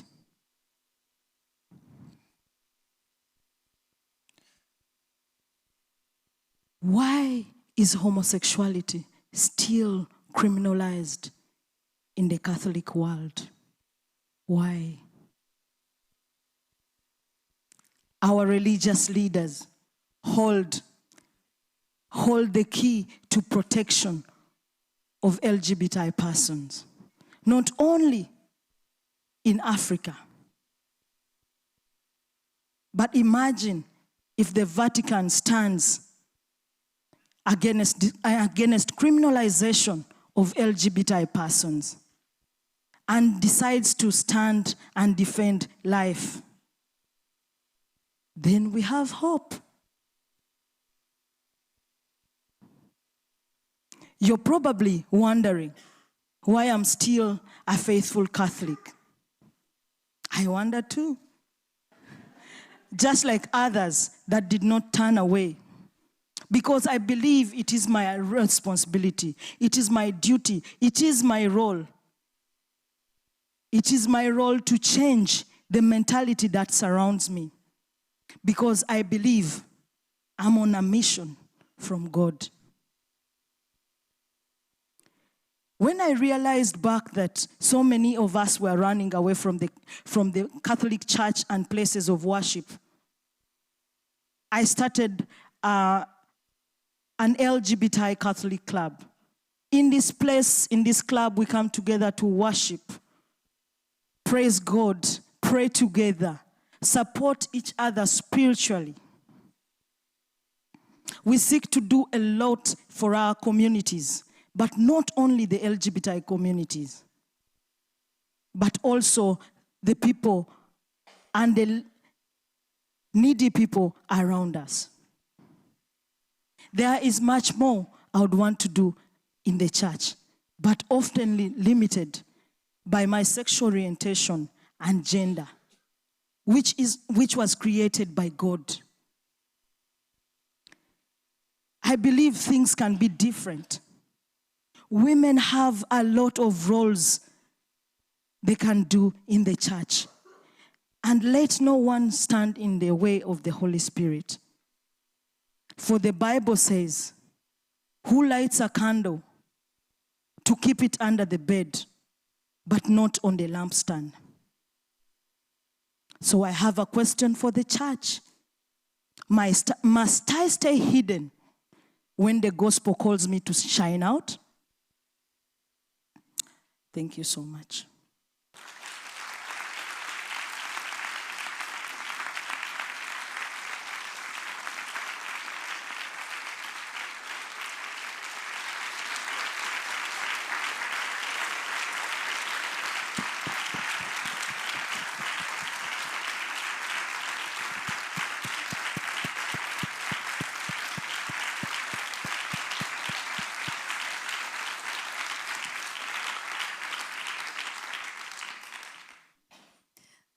I like calling her Wari because it's for warrior.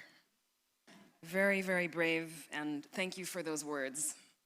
Really, you have a lot to do when you get home. We're behind you. Our next speaker is Costanza Alvarez de Castro. She's here because of last year's speakers, and she was inspired by so many of their words, but there was one particular one who stuck out for her. And she's here to tell us what she has done since, thanks to her and because of her. Costanza.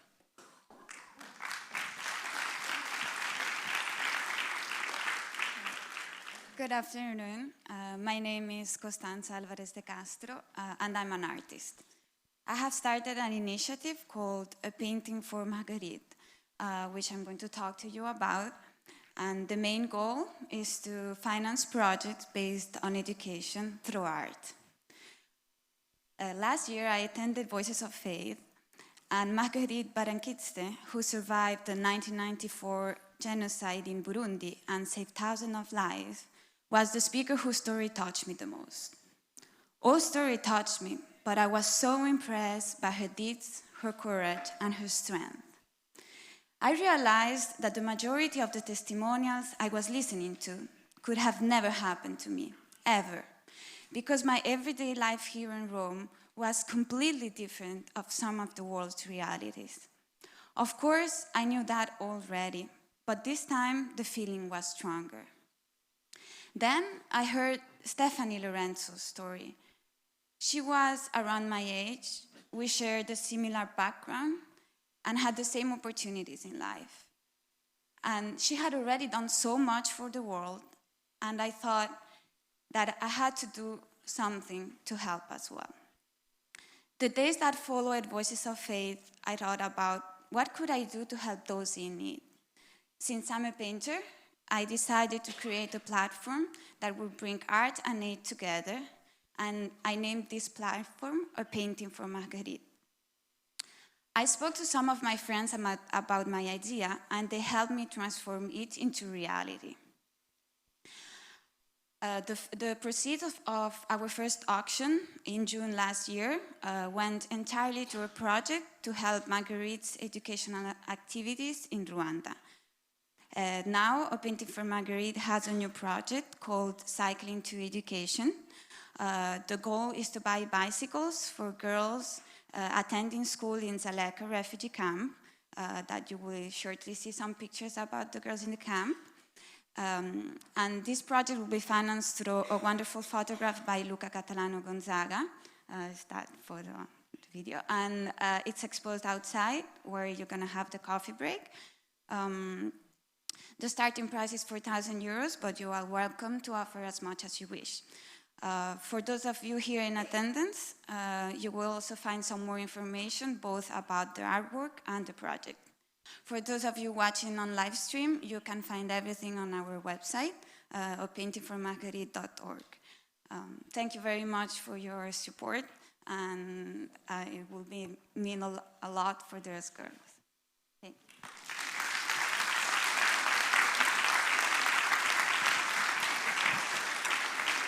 Thank you, Costanza.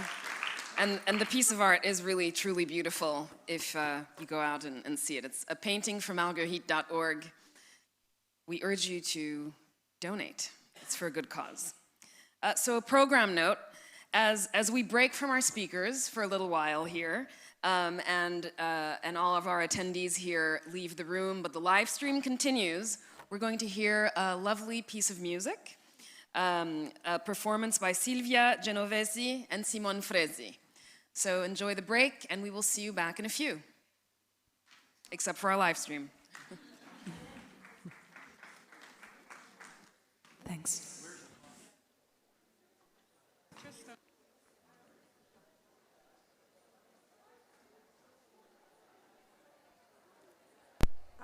Go.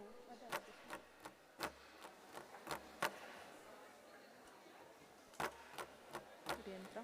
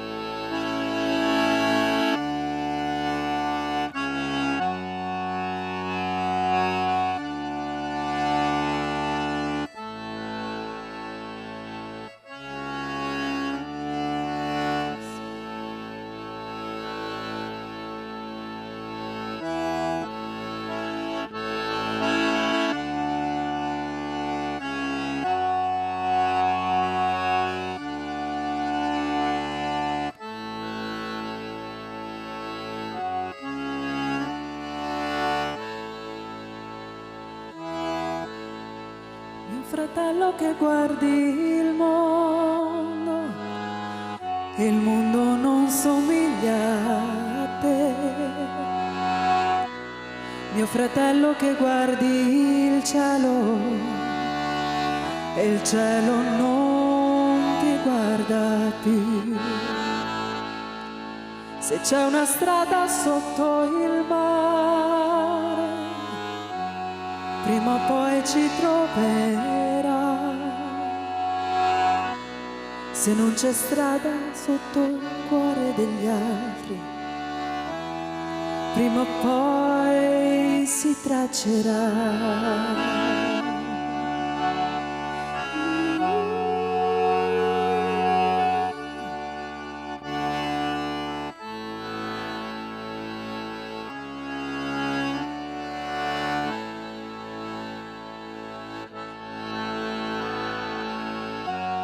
Sono nato e ho lavorato in ogni paese e ho difeso con fatica la mia dignità. Sono nato e sono morto in ogni paese e ho camminato in ogni strada del mondo che vedi. Mio fratello che guardi il mondo non somiglia a te. Mio fratello che guardi il cielo e il cielo non ti guarda più. Se c'è una strada sotto il mare, prima o poi ci troverà. Se non c'è strada dentro il cuore degli altri, prima o poi si traccerà. Se non c'è strada dentro il cuore degli altri, prima o poi si traccerà. Se non c'è strada dentro il cuore degli altri, prima o poi si traccerà.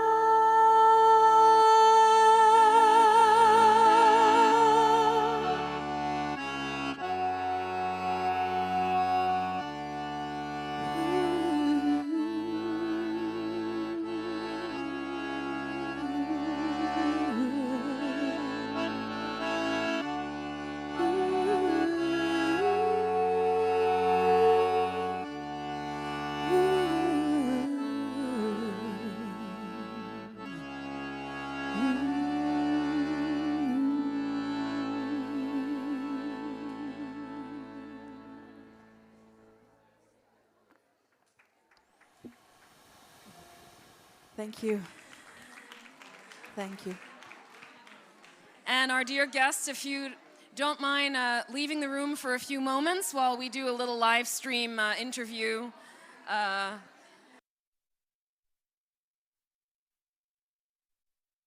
Quietly leave. We'll do a live stream. We'll continue the live stream conversation. Susanna, how was this for you? It was fine. I mean, at the end. At the end. Well, we're looking up there. Here's our audience. Hi. Great. So Susanna, now that the nerves have calmed and we're in the moment, you're here. What has this experience been like for you today? It's been. Should I call it? Okay. First of all, it's really empowering to be in the crowd of women who feel and act alike and say similar things. It's we are from different countries, and I guess I come from the country where Catholic feminism and Catholic women are not yet outspoken about their needs and their voices are not heard. So it's really very important to be here and feel that there is a need and there is more of us and that it makes sense to take a stand and to be vocal about it. So, it's interesting, like the recurring theme seems to be that that a lot of the women here, right, who are with us today, the recurring theme is, why do we stay, right? Why do we stay in the church? And it's funny, it's not like any of you spoke to each other before and agreed, but it seems to be the theme in your conversation, right? I mean, does this make you want to stay more or leave or what, Nivi? I think I'm the outlier here because I'm the only one who chose not to get baptized. I did have the option, which maybe, you guys didn't have. I had the option. I was 3 years old, so. But honestly, I'm so inspired in the past couple of days to be around women who are giving us the space to be completely unfiltered and to be honest and who want to hear our opinions and our voices. And this is the kind of church that, I would be excited to be a part of, and which is exactly what I said. So we had Mass today. And that's what I said during Mass. I said if Mass was like this, I would go every single day because it actually gave me a sense of peace. It made me feel connected to everybody. And it empowered me. And I want to feel like I am part of this church, not like, as Susanna said, a second-class citizen. And you talked about inspiration. You were inspired in a different way last year, Costanza, right? And you took it upon yourself to do something very different and unusual in helping a cause. Yes, most because when I'm around people who are my age or we share a similar background, like I said, sometimes I feel very very detached because the conversations we have, they're like very ignoring what's going on in the rest of the world, and it's good to have a nice dinner with friends just talking about nothing, but at the same time I can't live anymore without considering what's going on in the world. After what you've heard, even here today, right? I mean, I know that since I was lucky since I was very young because I've always been, my parents, they always teach me that I was very privileged and that the others in the world were not like me. And my mother is from El Salvador, and El Salvador is a very poor country with a lot of violence. So I knew that difference, but I never really acted on that. And last year I felt, okay, that's it, I can. Action. And talking about action, I mean, Gaia, your testimonial was slightly different from your sisters. Why is your experience, how come your experience is different? I know you're two different people, but you are from the same household, same story, same everything, but you see it through a different prism. So I think this is something that I need to say to clear the air. We are from the same household, but we had very different upbringings because I went to boarding school in an ashram. I don't know if you know it's basically a spiritual community, an Indian spiritual community. And so for me, I had firstly my parents who were following their own two spiritual paths. Then I went to a Catholic school, and there I was basically taught that this is the only way you can be a Catholic. And then I go to an ashram and there's like this whole other like, look, this is the way that we find the divine. And for me, I was just like, where do I fit in? Where do I belong? How am I supposed to pick one? And when eventually, not when I got baptized, but after I got baptized, I realized that I wasn't picking one. I was lucky enough to have the luxury of all of these different ways to God, which makes me more privileged than anyone else. And I no longer feel less than. Right. Okay, we're pushing back here a little bit. We have another camera too. We have the two. Great. This is a production in progress, as we say, right, for our live streaming audience. I'm sure that there are people out there who want to know, do all of you go to church on Sundays, even with these questions and with these conflicts within you? I get to answer first. Yes, I do. That's how I grew up. And I'm not saying it's not a struggle, though. I mean, I live in the big city. It's a 2 million big city. And I have a choice, so I'm cherry picking. And I really, after many experiences I had, I'm not entering a church that I don't know, and I don't know what will happen there to me, like what I may hear. So it feels strange, I have to say, that it's, you know, it's about choosing, and I don't know what people do when they live in smaller communities and their choices are more limited.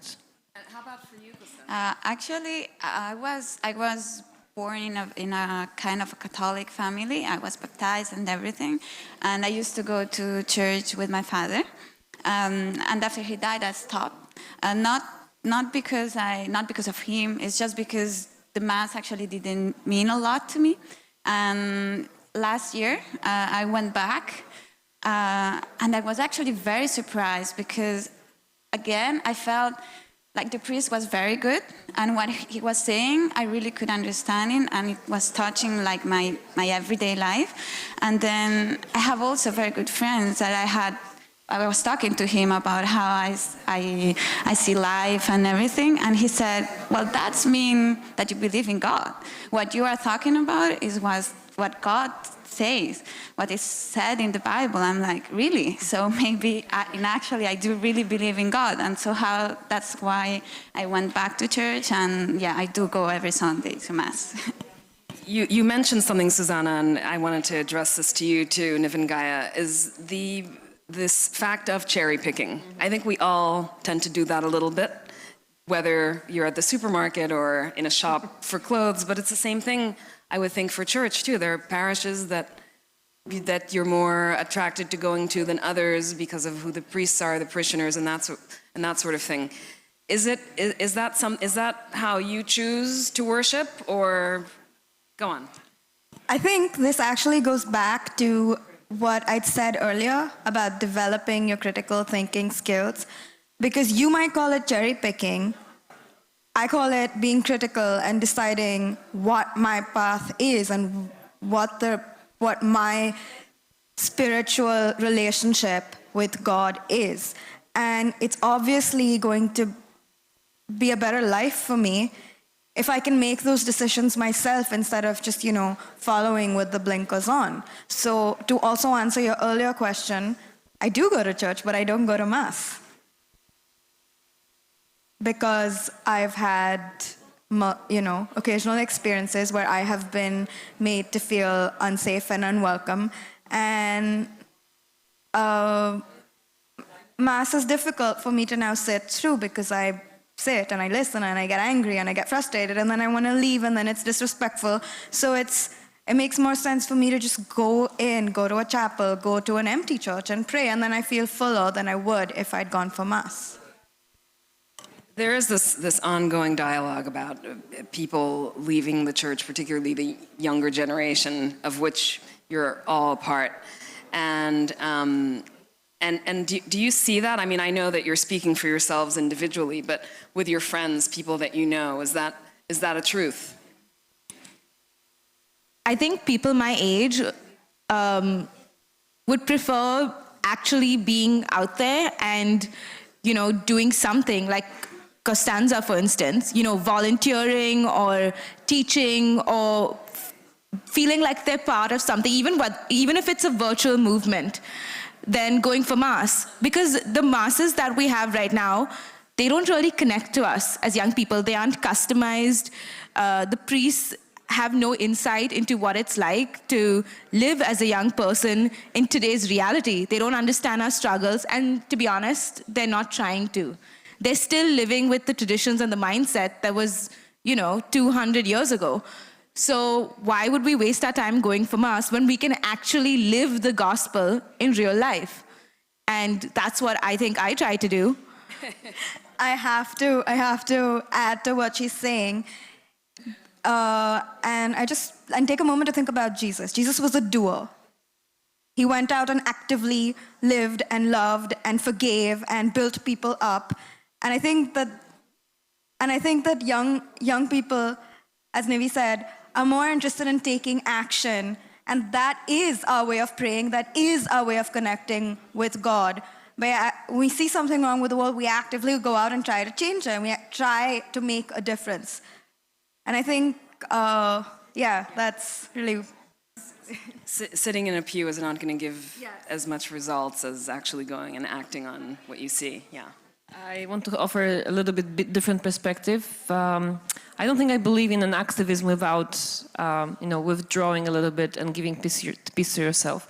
There's a great quote of Thomas Merton that I will not recall in the fullness of it, but he said that it's a drama of activism of our times, which was 60s for him, that, you know, the activists are killing their own work by being overactive and never giving some space for themselves for internal, kind of recollection and dialogue and hearing their consciousness and all that. So I do believe very strongly that liturgy can be that moment. And if it's not, not bothering you from other sides, not making you uncomfortable, so that's something that have to be secured. But it may be that moment that you're reconnecting and kind of charging for an action throughout the whole week. In one of the churches I like to go to, the final blessing on Sunday is like, go and do the deeds of your week. It's really sending you towards what is waiting for you during that week. And this is what it should be about. So it is really charging,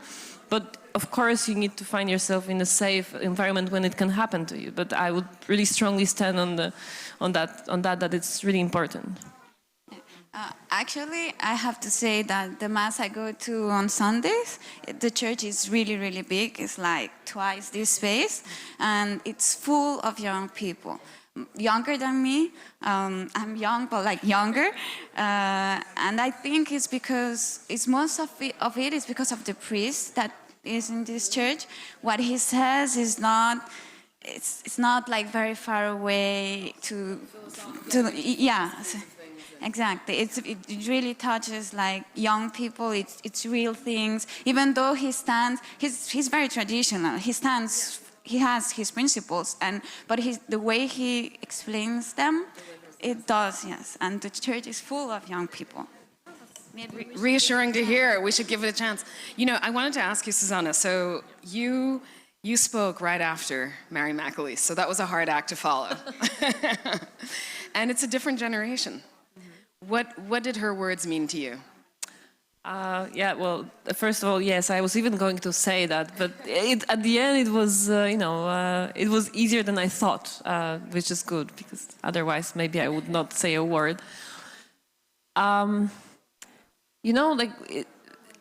many things that she said, and especially moment when she recalled the document that was passed by the Jesuit community here in this room, and that was like 20-something years ago. So that shows also, like, I actually have moments when I talk with the generation, let's say, of our mothers, which are bitter to hear that, it was almost happening. The right words were said together, and it didn't. Which asks the question to us: how do we do this work successfully? To really to advance it, to not look at it 20 years later saying, oh, we said so nice words in this room, and someone may quote us again with this bitterness that they didn't really start to work in fact in the world. So that's a big question, how we do actually implement it, what we can do to implement, and then what's, everyone, because it's not about us. Ultimately, the power lays somewhere else also. So it's how to move the stakeholders of the church and make them work on our behalf too. So yeah, that was what I thought about. And how about for you ladies? What did you think of what was your reaction to her words? I think she's fantastic. I mean, if we could vote for Pope.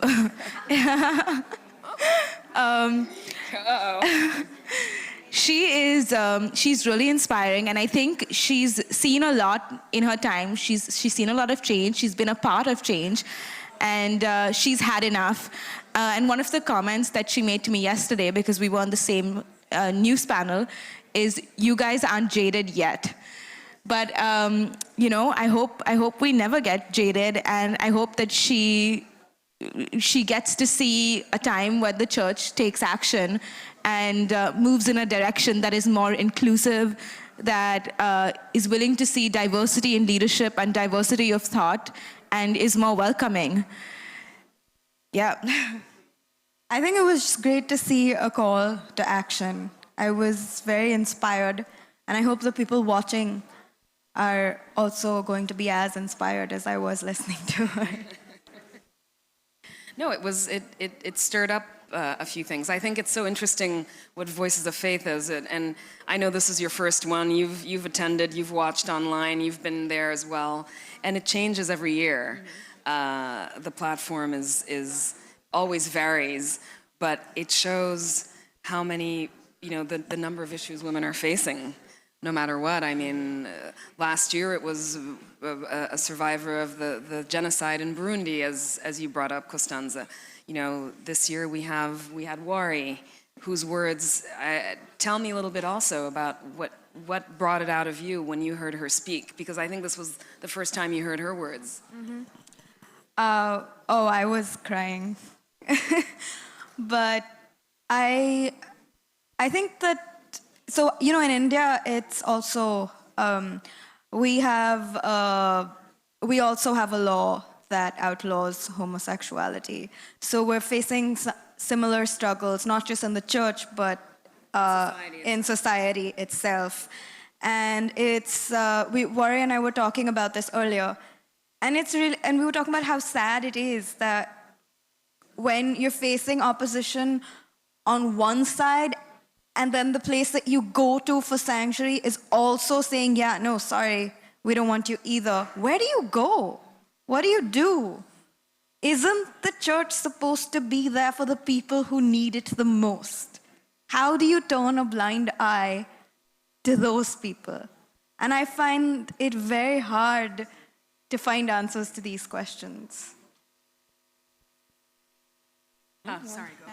Well, that's, for example, what I mean when I said earlier that those are the kind of stories that could have never happened to me, because it's a completely different reality that it is here, and that's when I hear those kind of stories. And actually, it's good to have a place like this where you can, when there's the voice for those kind of stories and people.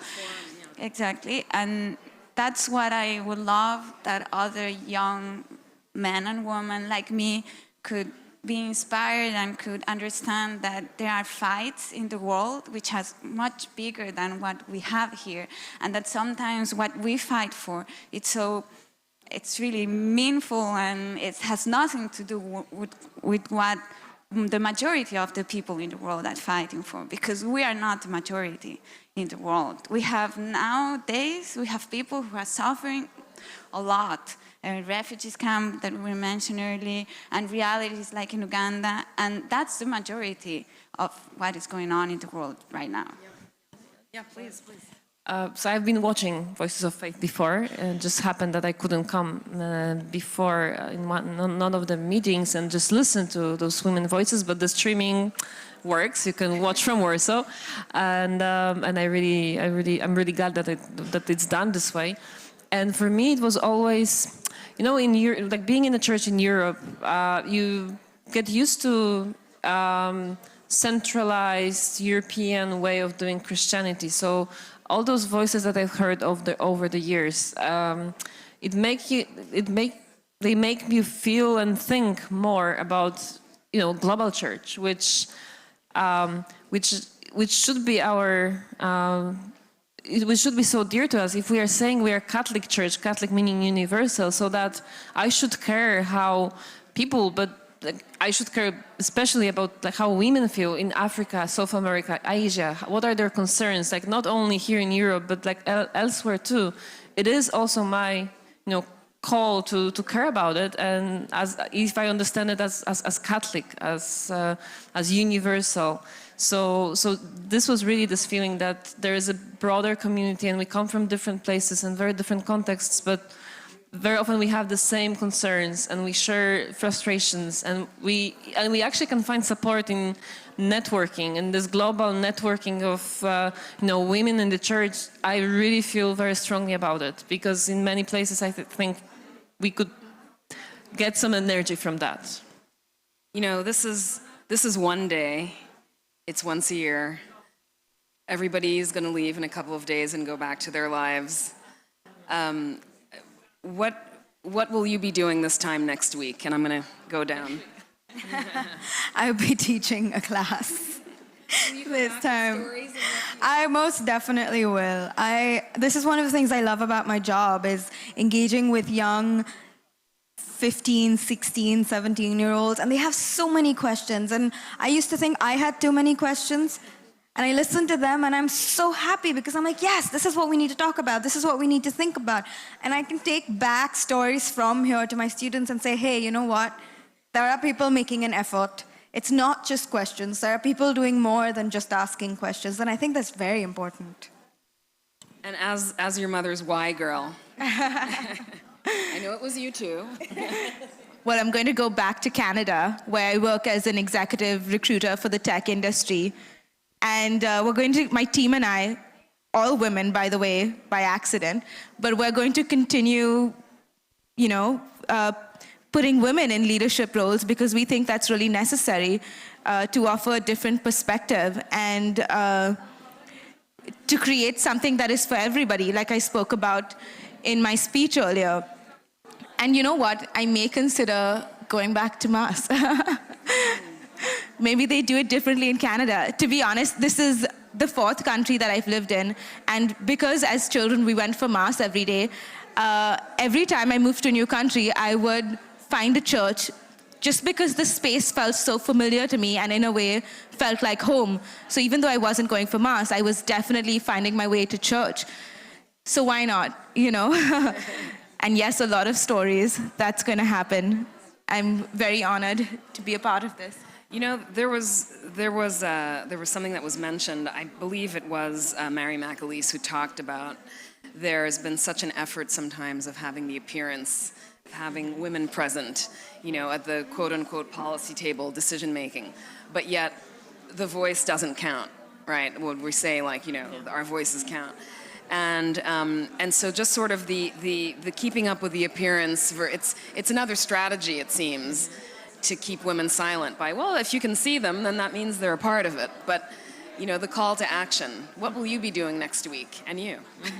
So I take Thursdays off from my office work in Christian Jewish and Polish Jewish relations, and I write. So I'll be writing, I'm finishing up the book about women in the early Christianity, to bring kind of her story for Polish readers.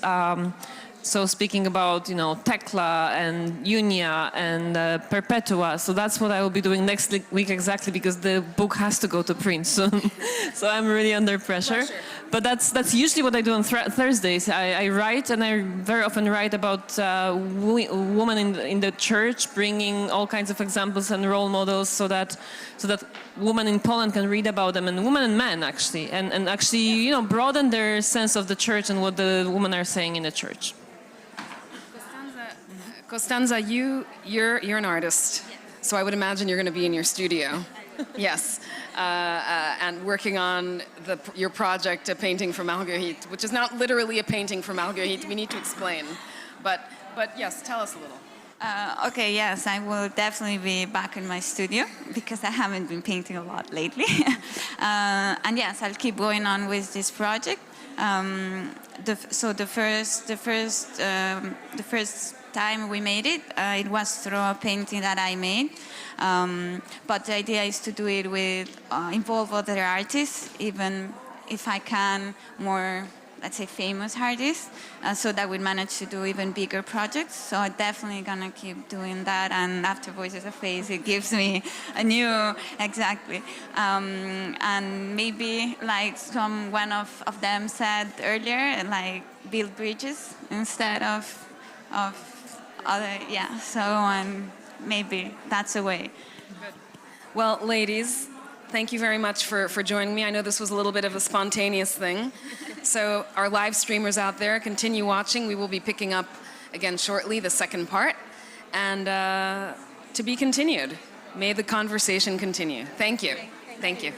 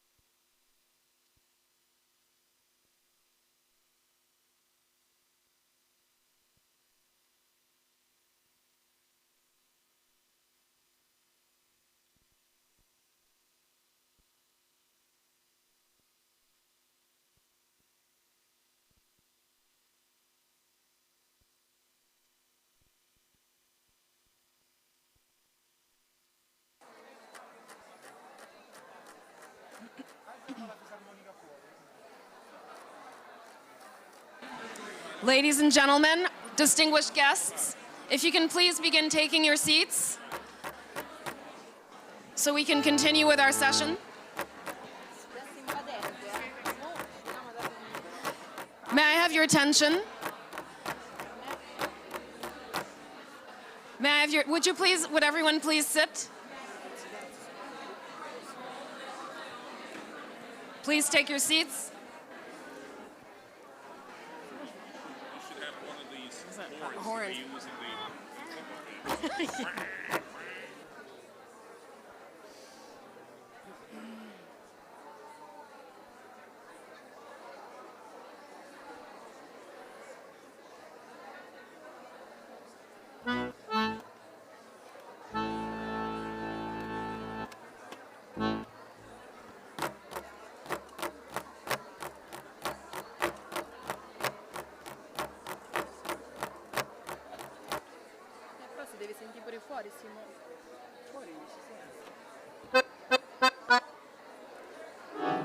No, il loop lo sento poco, sembra quasi che tu non stai a partire, capito Simo? Ecco perché si deve sentire un pochettino di più.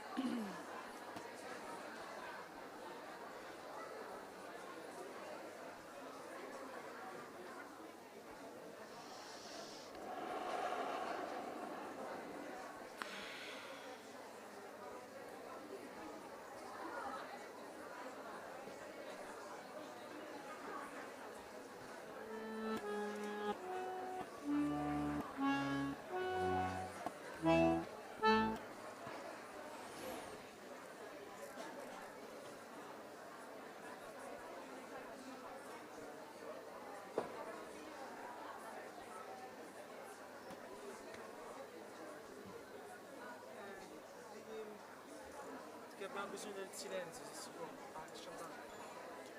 Silence.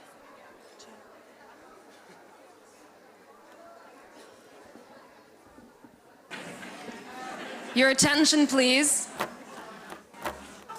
Please settle into your seats so we can continue.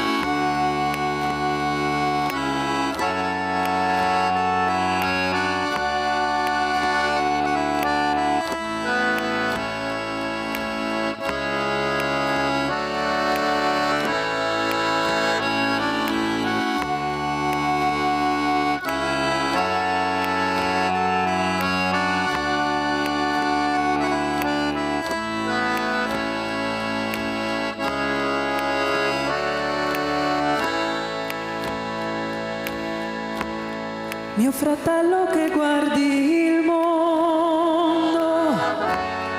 mondo non somiglia a te. Mio fratello che guardi il cielo non ti guarda più. Se c'è una strada sotto il mare, prima o poi ci troverà. Se non c'è strada dentro il cuore degli altri, prima o poi si traccerà.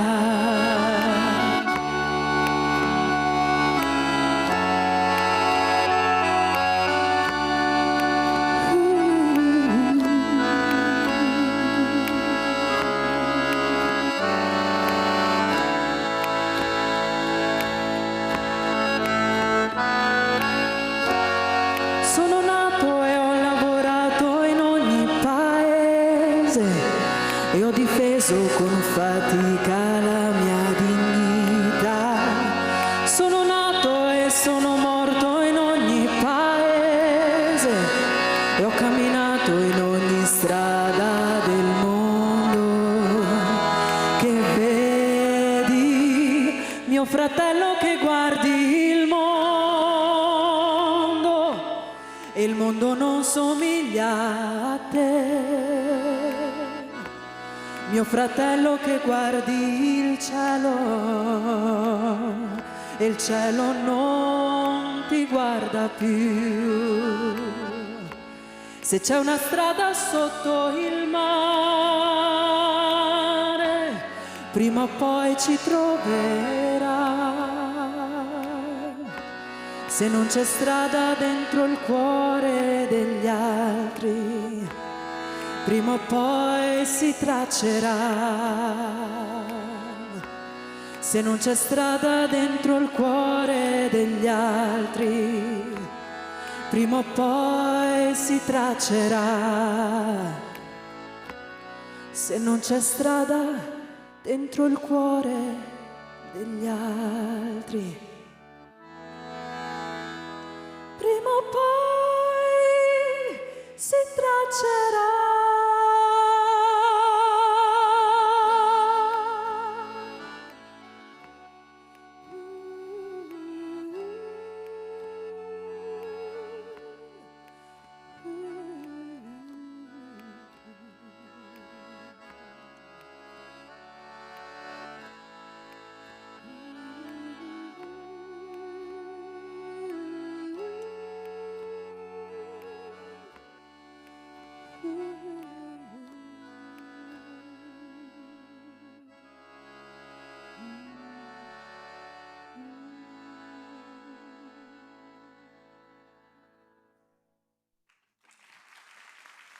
Thank you very much. Thank you. Thank you, Silvia Genovesi and Simone Frezza. Thank you, that was beautiful. So now we kick off part 2, and we have a panel of distinguished speakers in front of us to discuss the power to transform.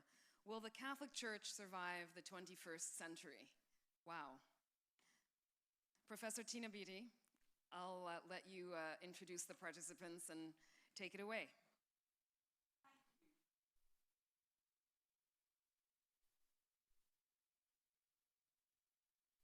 Is that better? Yes, good. Welcome to this panel discussion. This is very much a time of dialogue when we hope that as you listen to our speakers, you will also ask questions of the panel. Please tweet your questions to @VOFWomen, and we'll do our best to answer as many as possible after our speakers have made some introductory discussions and comments. Pope Francis says this about dialogue in Amoris Laetitia. Men and women, young people and adults, communicate differently. We need to develop certain attitudes that express love and encourage authentic dialogue. Instead of offering an opinion or advice, we need to be sure that we've heard everything the other person has to say. Never downplay what they say or think, even if you need to express your own point of view. Keep an open mind. Don't get bogged down in your own limited ideas and opinions, but be prepared to change or expand them. So I feel really privileged to be chairing this opportunity for dialogue, when of course we're not in dialogue only with one another, but with our brothers in the Vatican. And we're delighted to know that even although they can't be with us today, they're certainly watching, and perhaps watching is the first road on the step to listening. So may I... May I welcome our panelists, and you have full biographical notes in your programmes, so I'll introduce them briefly. Former President of Ireland, Mary Mcaleese, our keynote speaker, needs no introduction. She's already scintillated us with her visions of the church.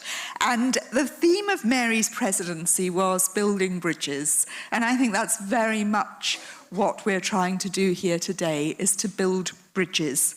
We also have with us Luke Hansen, a Jesuit priest who's had much experience in the past working with people with mental illness, with people in Guantanamo Bay, with young people, with people really on the margins of society, which constituted part of his vocation to the priesthood. And Luke is now studying at the Gregorian University here in Rome, so welcome, Luke. Really delighted to have you with us.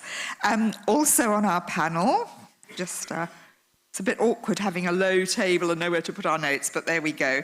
Also, we have Elisa Obañanos Hernando, and Elisa is a regional programs representative for Jesuit Relief Service in the Great Lakes region of Africa. She brings with her a great deal of insight and experience into the struggles of African women in particular, and those who face the double jeopardy of gender and poverty. So welcome, Elisa, to the panel. We also have Nicole Sotelo from the USA. Welcome, Nicole. Nicole is a journalist who served as a Young Voices columnist for the National Catholic Reporter, and her writing has appeared in numerous publications, including the New York Times. So, Nicole, we very much welcome you to the panel as well, and look forward to hearing what you have to say. And last but not least, Alina Oehler, who is also a writer, a German theologian and journalist. She currently freelances for various different newspapers and also has a weekly column in Die Zeit in Germany. So it's wonderful to have such a range of gifts and talents, and I'm sure that people will enjoy hearing what you have to contribute to our discussions. So I'm going to begin with a question for each speaker, which allows them to sort of position themselves, and then we'll follow that up with a discussion. So, Mary, the question we're addressing in this panel: will the church survive the 21st century? Until very recently, Ireland was regarded as a Catholic country, but today it seems that the church there has lost much of its influence. So based on your experiences of church and society in Ireland, what do you think the main issues are, and what transformations might be needed for the church to regain trust and credibility, not just in order to survive, but to flourish in the 21st century? And of course, I'm asking that question particularly about women in the church.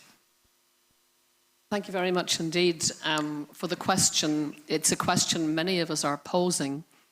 Bishops are posing it. We will have a conference in May which asks the question, poses the question whether the church in Ireland has even 5 more years left. So there is a sense in Ireland, bearing in mind we are a Christian country, 1,500 years since the time of Patrick. We have been an overwhelmingly Catholic country since the Reformation. My own background, I'm born and raised a Catholic in Belfast, one of the eldest of 9 children. Because we were Catholics, we lost our home. My parents lost their business. My father lost his sanity. My brother was almost murdered. On the morning that we were married, 2 of our wedding guests, Catholics, were murdered in sectarian attacks. We lived in the area of Belfast with the highest density of sectarian murders, bar none. So that's my hinterland. And out of that hinterland, I had to ask myself, what values did I want to bring to my lived life?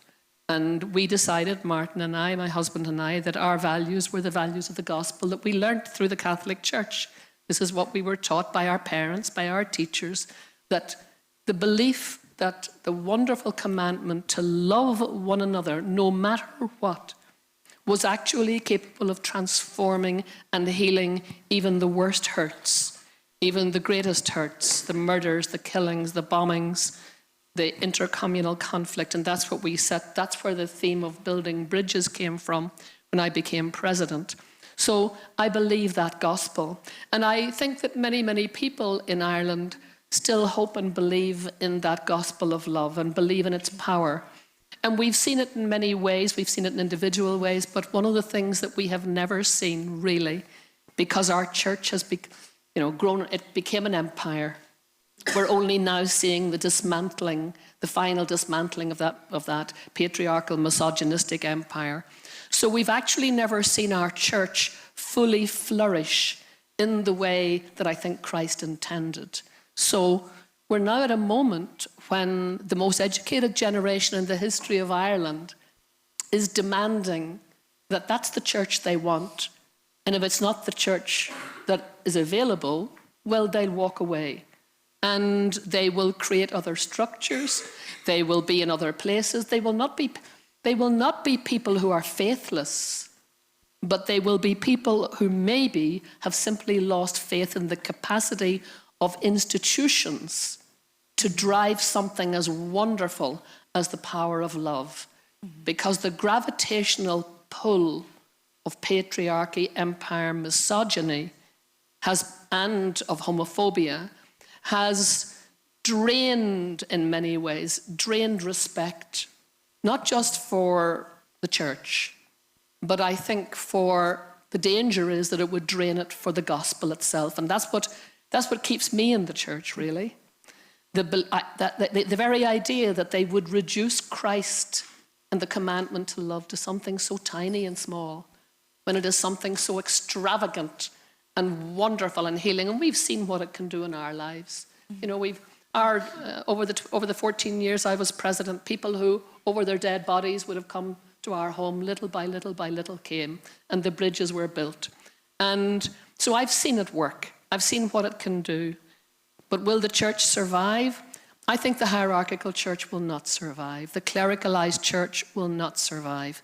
And that will be good.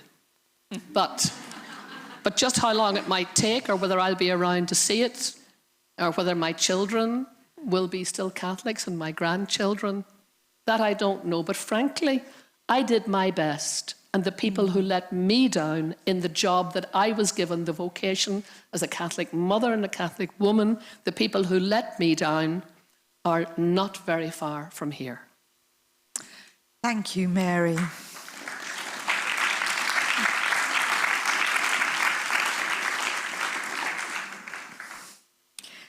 Luke, your presence here today suggests that when the clericalism collapses, we will still have a few good men among us to act as...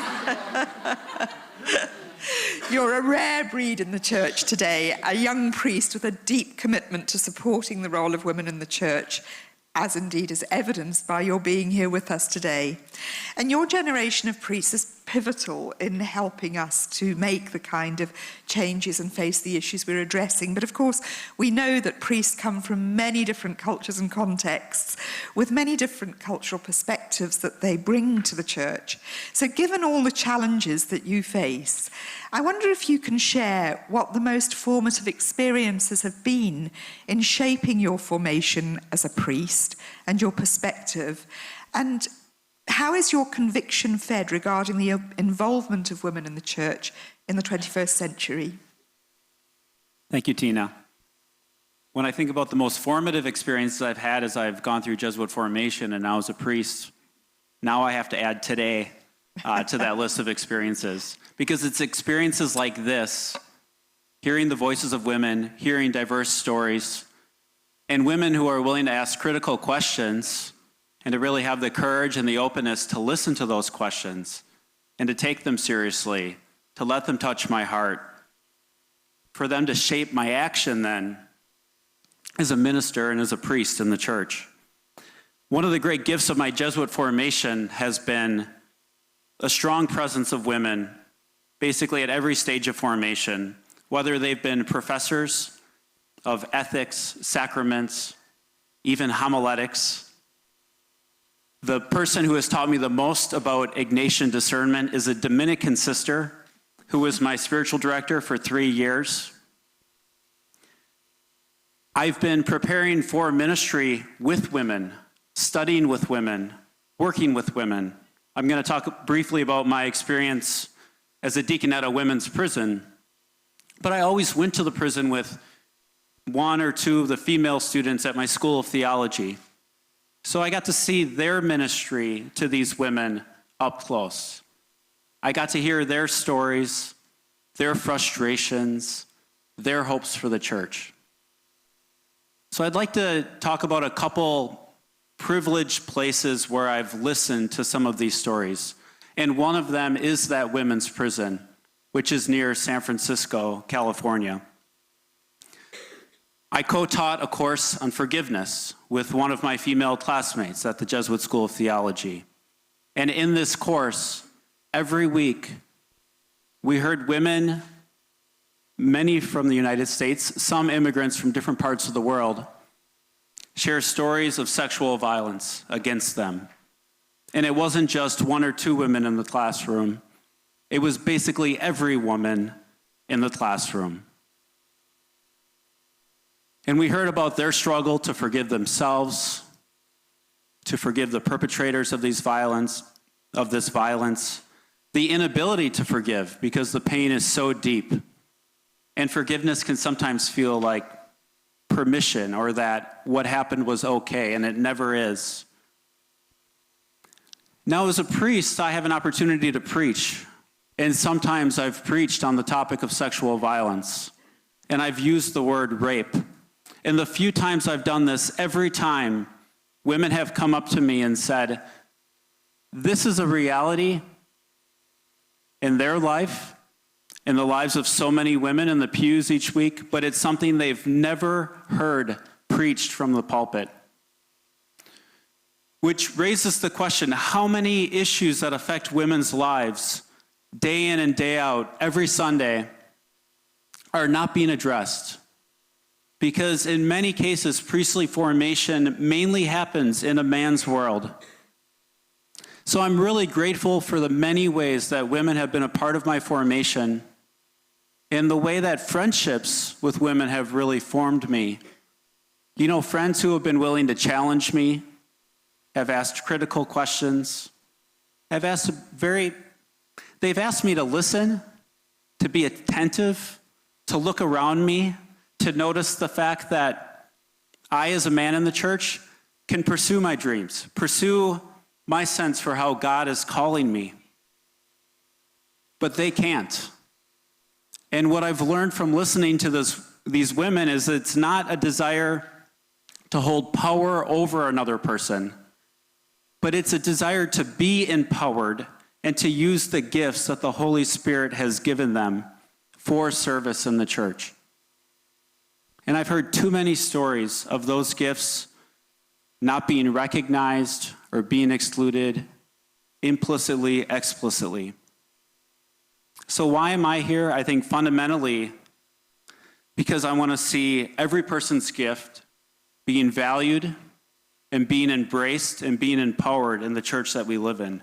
We need that.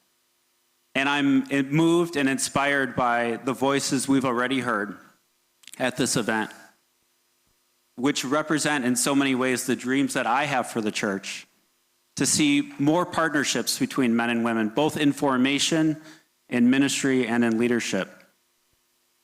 Thank you. Thank you. Thank you.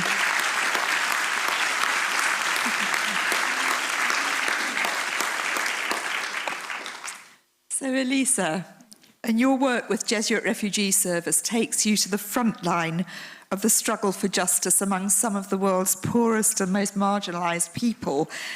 And I'm interested because I know that you have an interest in power and how we understand it.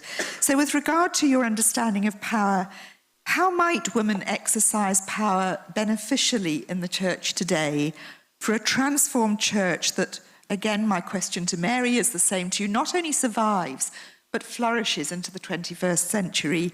And I know your work particularly comes from an African context in asking that question. Where do you think we women need to focus our energies in the church today for that to happen? And particularly with regard to that double jeopardy of poverty and gender that you work in the midst of? Well, thank you very much for that question.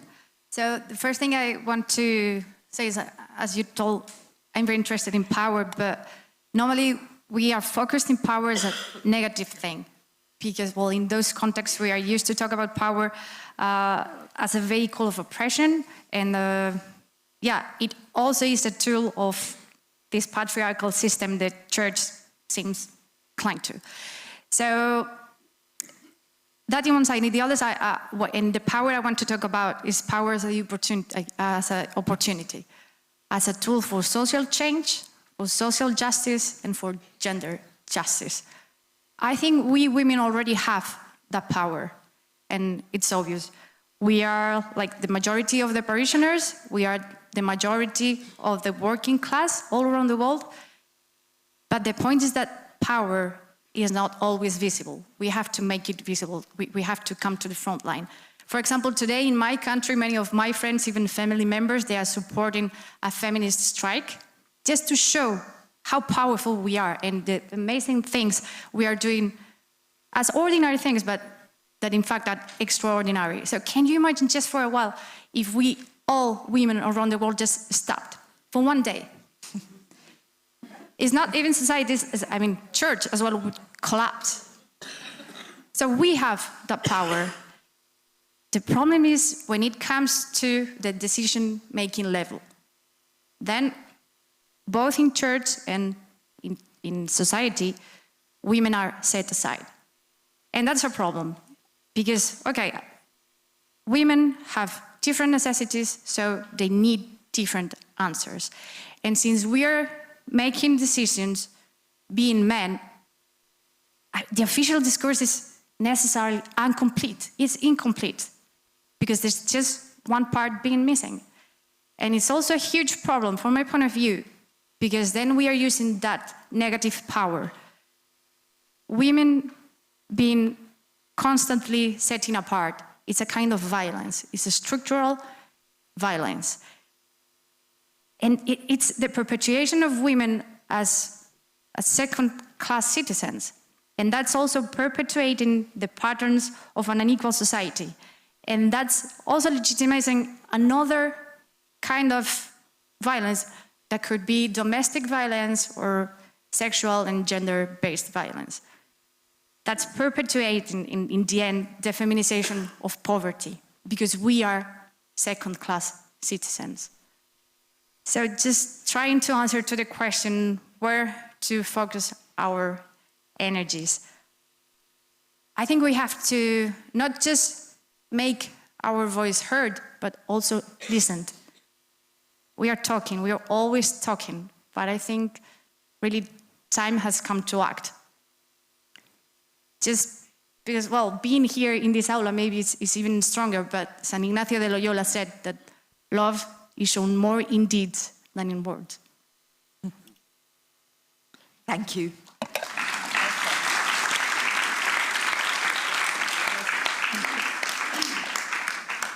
I think Ignatius also said something along the lines of preach Jesus constantly and use words if you must. I'm sure some Jesuits here can correct me. Thank you very much. And we may come back to some of those questions of power. I know there's an American theorist, Jean Beth Gehlstein, who wrote very eloquently on the two kinds of power that have been used in history. She said, it's really wrong to say women have been powerless, but there's potestas, which is the institutionalized, structured power of the law and of hierarchies and institutions. And there's potentia, which is the charismatic power that women often wield when we must use charm, and I guess we must use feminine genius and our mystery and all that to get what we want. And her argument is, you know, both kinds of power can be used for good or for ill, and we really need to find a way, even as women gain access to potestas, to retain within our world that potentia which is relational and intuitive and charismatic. So thank you for that. Thank you. So, Nicole, as a Catholic journalist and writer, you've a particular influence as well in the effects of power and abuse. And I'm very interested that you've spoken of women silencing themselves in order to keep safe in the context of male domination. It's a very powerful thing to think about. And I'm sure those are questions that resonate with some of what Luke has said, and well, in fact, what all three of you have said so far about finding our voices and speaking. So what kind of empowerment do you think women need in order to break out of that self-imposed silence?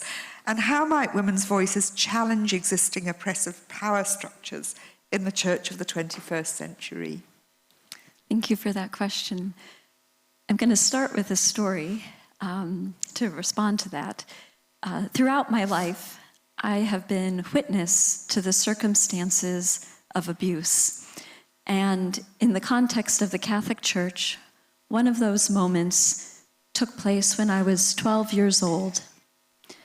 That year, George Bredeman, a priest and who had served at our church and school, was rearrested while trying to flee the country while on probation for having sexually abused children. And what I remember about that time as a young girl were the women who would gather the mothers outside of our school to pick the children up. And they were whispering about it. I knew it was a serious issue. I didn't understand all the details. But what I remember is that the mothers handled it by whispering. No teachers spoke to us about it, and the priest never mentioned it on Sunday. Silence. And I mention this story because I think that's often what happens in our church today. Many Catholics, in the face of abuse or oppression or inequality, we keep silent. And in the United States, there's this wonderful psychologist, Carol Gilligan, who's done extensive research on at what ages both women and men begin to silence themselves so as to fit in to the patriarchal paradigm. And for young women, that begins at the age of 10, 11, and 12, the same age I was during this situation. And what happens is that these young women, like myself, we look to the older women to see how are we to be women. And we see our older women silencing themselves on issues of importance. And women who have much of our power only through relationship fear speaking out and ruining our relationships and losing the little bit of power we have. And so many women choose to keep silent. But the good news is that in the United States and in many countries around the world, there are church justice movements. And part of their goodness in the church is that they are encouraging women and men to speak up, to tell their story. And in doing so, they give other people courage who may have felt that they were the only ones. And together, we work together for change. And most importantly, I think, is that young girls in our Catholic Church today are able to see new models of what it's like to be a Catholic woman. They're no longer forced to make a decision between staying in the church and being silent or leaving. Instead, they're able to see that they can stay in the church and be who they are and speak their truth and work together for a more loving, a more just church, as has been modeled by Jesus himself. Thank you. Thank you so much.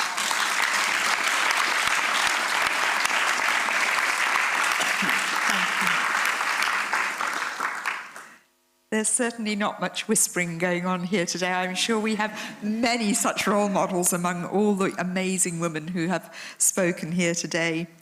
Alina, I mentioned building bridges in the context of Mary, but in a way, you're also a bridge builder. You're a young woman theologian and journalist who still speaks critically of the church as a men's club. But you've also described yourself as a liberal who became a conservative. Now, women of my generation are often told we are disgruntled middle-aged feminists and that young women are very happy with the church as it is. And I wonder what your experience is as a young Catholic woman who must surely have seen many of your friends leave the church. So how do you understand the liberal-conservative divide in that context? And of course, these words are never adequate, but you know what I mean. And what do you think is the most effective way for young people, young women like yourself, to work for change in the church? Yeah, well, thank you, Tina. I first want to thank Voices of Faith for being a part of this great panel and this great event. I'm very happy to be here in Rome and to discuss this important issue with you. Thank you for the great question. You seemed right. I have seen many of my friends leave the church. Well, I grew up in a very Catholic region in the south of Germany, and in my childhood it was completely normal to be Catholic. But when I'm coming back home on Sundays in my village and I go to church, I can't find anyone at my age. Only old people are there, because the younger ones, my generation, they already left. And when I'm meeting them for coffee and we talk about what I'm doing, they can't understand that I studied theology. They ask me, how can you still be loyal to this club? You can't be anything, you can't achieve anything big as a female theologian. So they don't understand me, they question me all the time. And I think that's an important point I want to make. Most of the young people in Germany, they imagine the church like she appears on the media, as a men's club. You already mentioned that. Now you could say, but we already have women in leadership positions in German dioceses, and of course that's true, but do you know them? Do you see them? Well, the insiders do, yes, but the public does not. And looking back in the history of the church, we can find so many great examples when the intellectual potential of women had been important and visible. For instance, I think of St. Catherine of Siena, who was a consultant to the Pope, or Hildegard of Bingen, or Edith Stein, just to name three. But all those women, they died a long time ago. And I ask you, can you imagine today a woman standing next to the Pope, being his consultant, for example, like Catherine of Siena is pictured in many paintings? Can you imagine that? I think it's not easy. And I brought a picture with me to demonstrate that a bit further. Maybe they can put it on the screen. But I can, thanks. Okay, it's an old picture I found by accident in a priest's house. And as you can see, it shows a bishop and an abbess during the liturgy in Austria. And both are having a crozier. And I was so excited when I saw this the first time, because I had never seen a woman and next to a bishop in such a high position in the liturgy. And I was asking, what is this? Can you explain it to me? And I posted it on Facebook. And an old professor of mine wrote a comment, and he's a professor of church history, and he wrote, that's nothing unusual, we know, we had that, and so on and so on. And my secular friends, they reacted, and they wrote, no, it's not usual, I've never seen something like this. What is this woman? What is it about? So I think as long as a picture like this seems to be unreal to us, or to my generation, how can we expect young and ambitious women to picture themselves in the church if they only picture bishops and popes and priests when it comes to leadership? And of course, it's like Mary Mcaleese said in her keynote speech, it's not only about visibility, it's also about having a voice.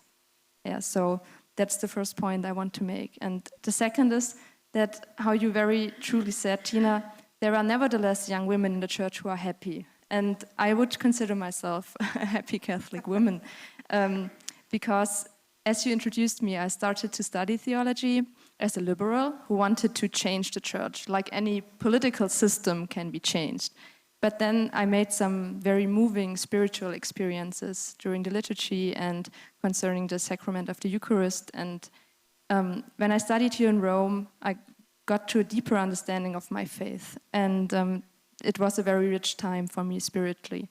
And from that on, I wrote some articles for German newspapers in which I took, as you can say, conservative positions.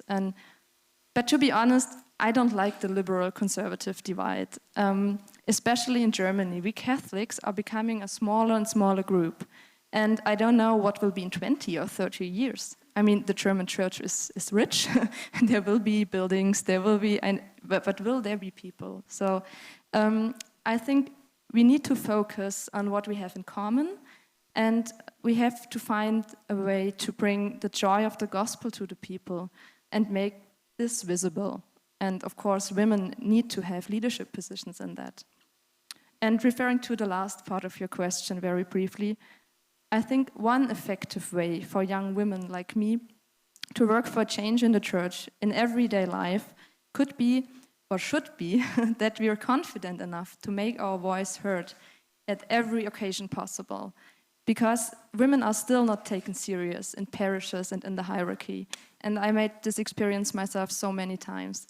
I'm married, and every time I'm with my husband in some church surroundings and I'm being introduced, I'm not of great interest because I'm the wife, of course. And then when I get to know, oh, she studied theology and she's a journalist, I suddenly became interesting. So I think we desperately need a change in mentality here. And we women can work on that too by challenging the clerics. And I think we should do that, and every woman should do this. But of course, it's not enough. It's just part of a bigger problem. But I think before you can change the system, you need to change the mentality, because you have to get the man on your side. Thank you. Thank you. Thank you.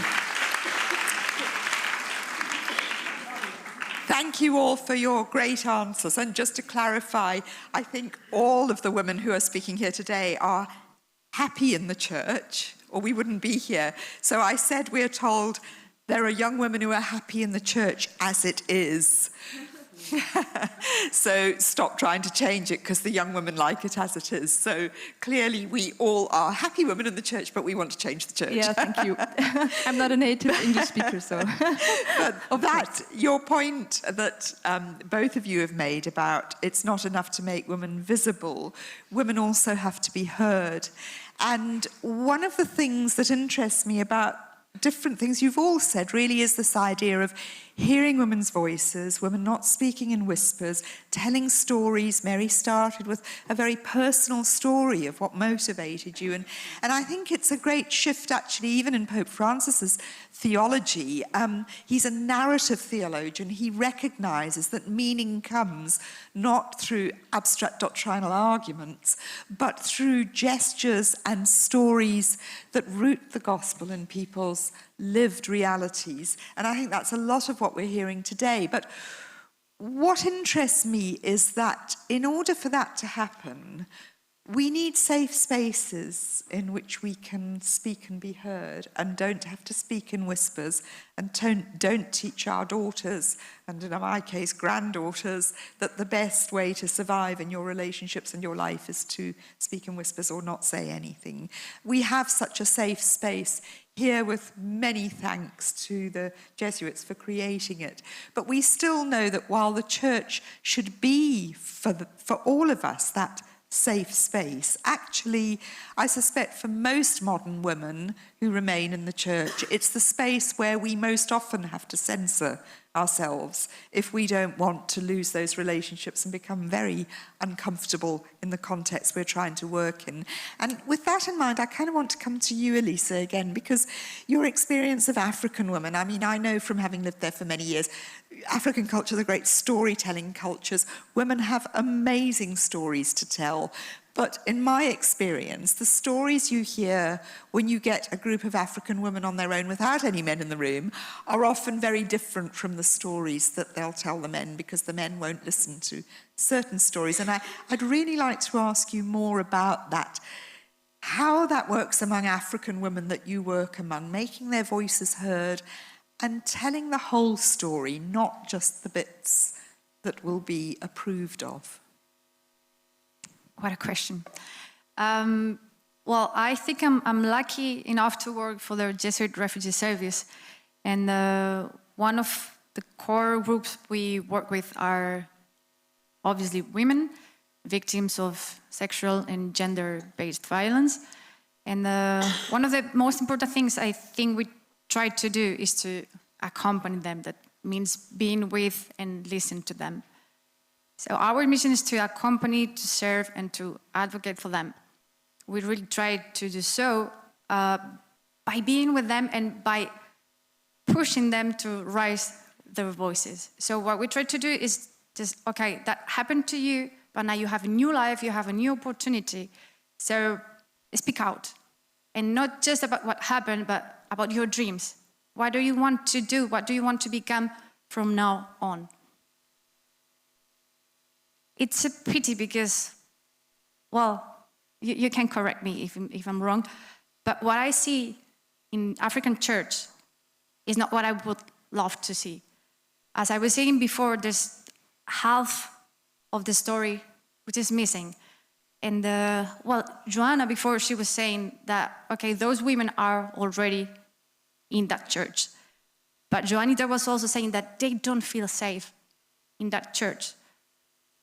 I really think we have to change that as a church. Maybe it should be, as you said, a safe space, an open space, because they are going Sunday after Sunday to Mass, but they don't share their experiences, their feelings, because first of all, they don't feel safe, they are afraid of speaking out.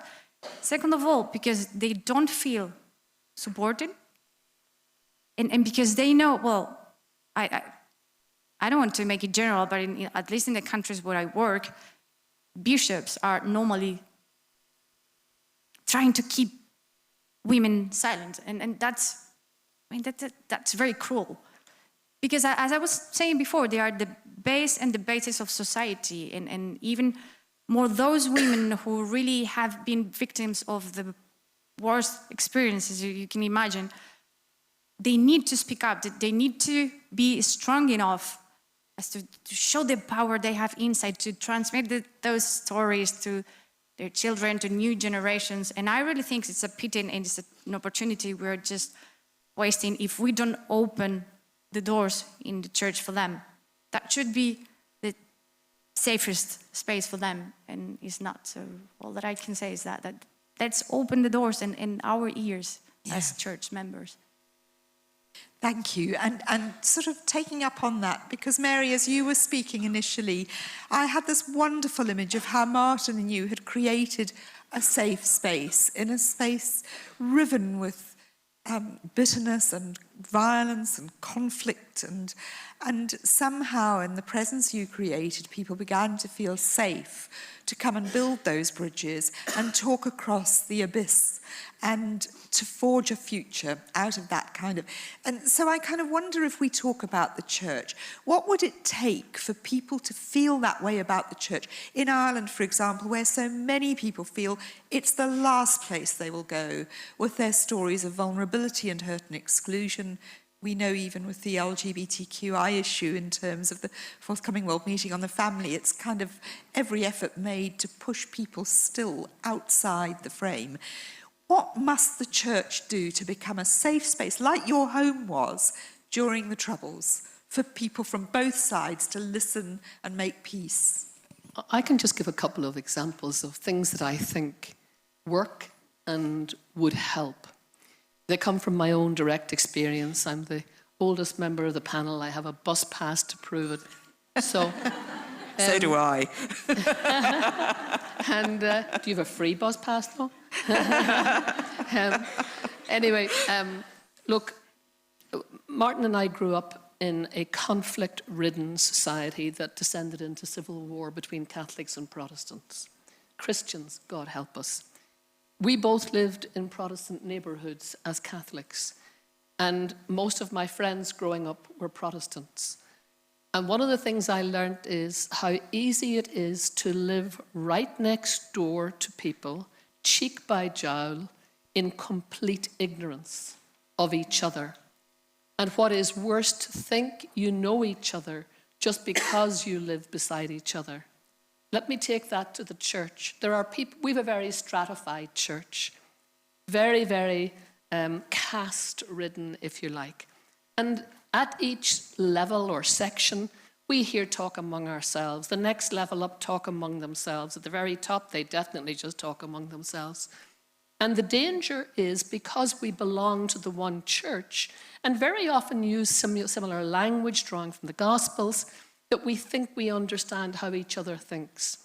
But we haven't created the conduits to each other, whether the talking, the dialogue, the listening conduits, and those conduits are utterly essential. That's what we did in our house. We created actual conduits. Not just days for photo opportunities, you know, with nice pet Protestants or nice pet Catholics, but photo days when photographs didn't matter, but talking to each other did. When I started working at Queen's University in Belfast in the 1980s, 2 reports landed on the desk of the Vice-Chancellor.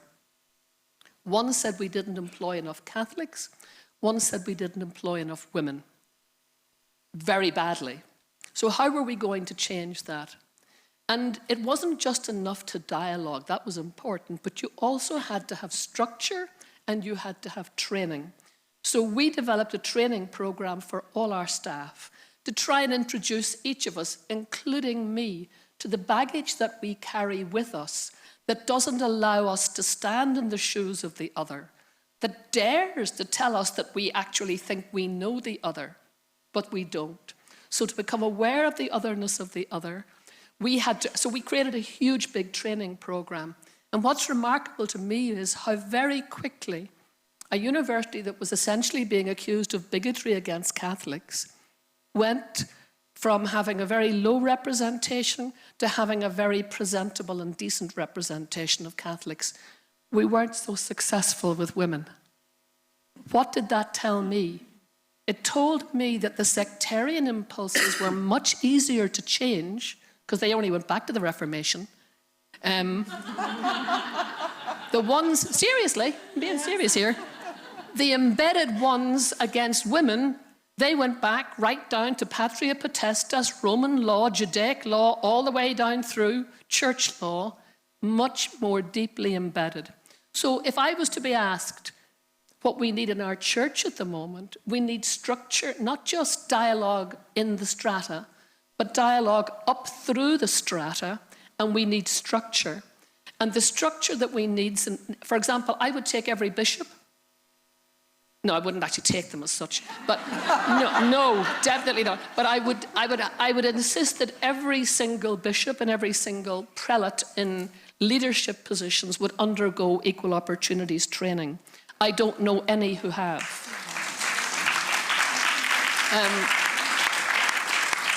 And people can have sensitivity to women in the church, but unless you've done the training, the intensity and probity that you have, and the intensity and the profound understanding you have, really hasn't been deepened enough to be able to provoke change. And the final thing I would say is, we had a conflict in Ireland that lasted for centuries. We got a Good Friday Agreement in 1998, thank God, 20 years ago, that helped us to create a process for peace. It took a lot of effort to put that together, but that gave us a structure for the future through which we could dialogue with each other. Common values, common language, parity of esteem, shared governance. So not easy to put on paper, but a roadmap to a future of equality written in an international treaty. That is what our church now needs, that level of structure. Invite women, take our bishops away and give them equal opportunities training. Then say to them, now we need to talk about how we put structure on this and get our own navigational roadmap to future equality for all in the church. Actually, Bishop Farrell said it the other day. He said, it's a process. But as I said earlier, all process, like the peace process, you have to have the navigational tools. You have to have the structure. We absolutely do not have that currently in the church. Strategy and structure. Thank you. And I actually want to come back to some of those points in a minute with my next question, actually. But I want to ask Alina, because if we're talking about this need to create spaces to hear the other, to hear one another, and, even if we drop the language of liberal conservative, we know that the church is fractured today between polarized positions. And it's very difficult, I think, probably for a young woman like you who sees good on both sides. How would you create a space to persuade those young women who say to you, you're crazy, why are you still doing this? To say, well, listen and let's talk to each other and understand each other and create a safe space for us all to be in the church, because as G.K. Chesterton said of the Catholic Church, here comes everybody. It's not like that today. How can we make it like that? Well, it's difficult. I think we need to discuss this in the church, and I trust the Holy Spirit, if we really have a discussion on higher levels, that there will be a solution.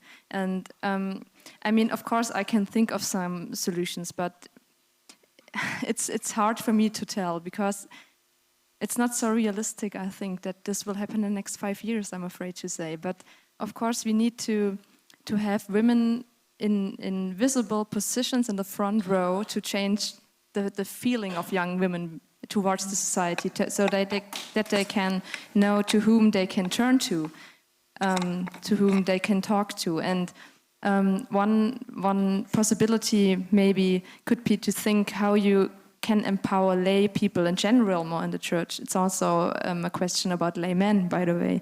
And in earlier times, I like to look back into the tradition of the church. In earlier times, lay men could become cardinals, for example. So why shouldn't this be an option for women too? It would be a first row position, and it would be visible, and it would be in the Vatican. So why can't we talk about something like this, for example? But that's just my idea. As I said, I would trust a process in the Vatican, and I trust the Holy Spirit, and I want to have this discussion. Yeah, and so that's just one idea. That's great, and that really does bring me on to the next question I want to ask. Women cardinals, why not? There's no real, I understand there's a tiny little bit in canon law that could be changed tomorrow, and we could have women cardinals the next day, because many of us are theologically educated enough. I say us, I don't want to be one. I can wear red shoes without being a cardinal. but why not? Okay.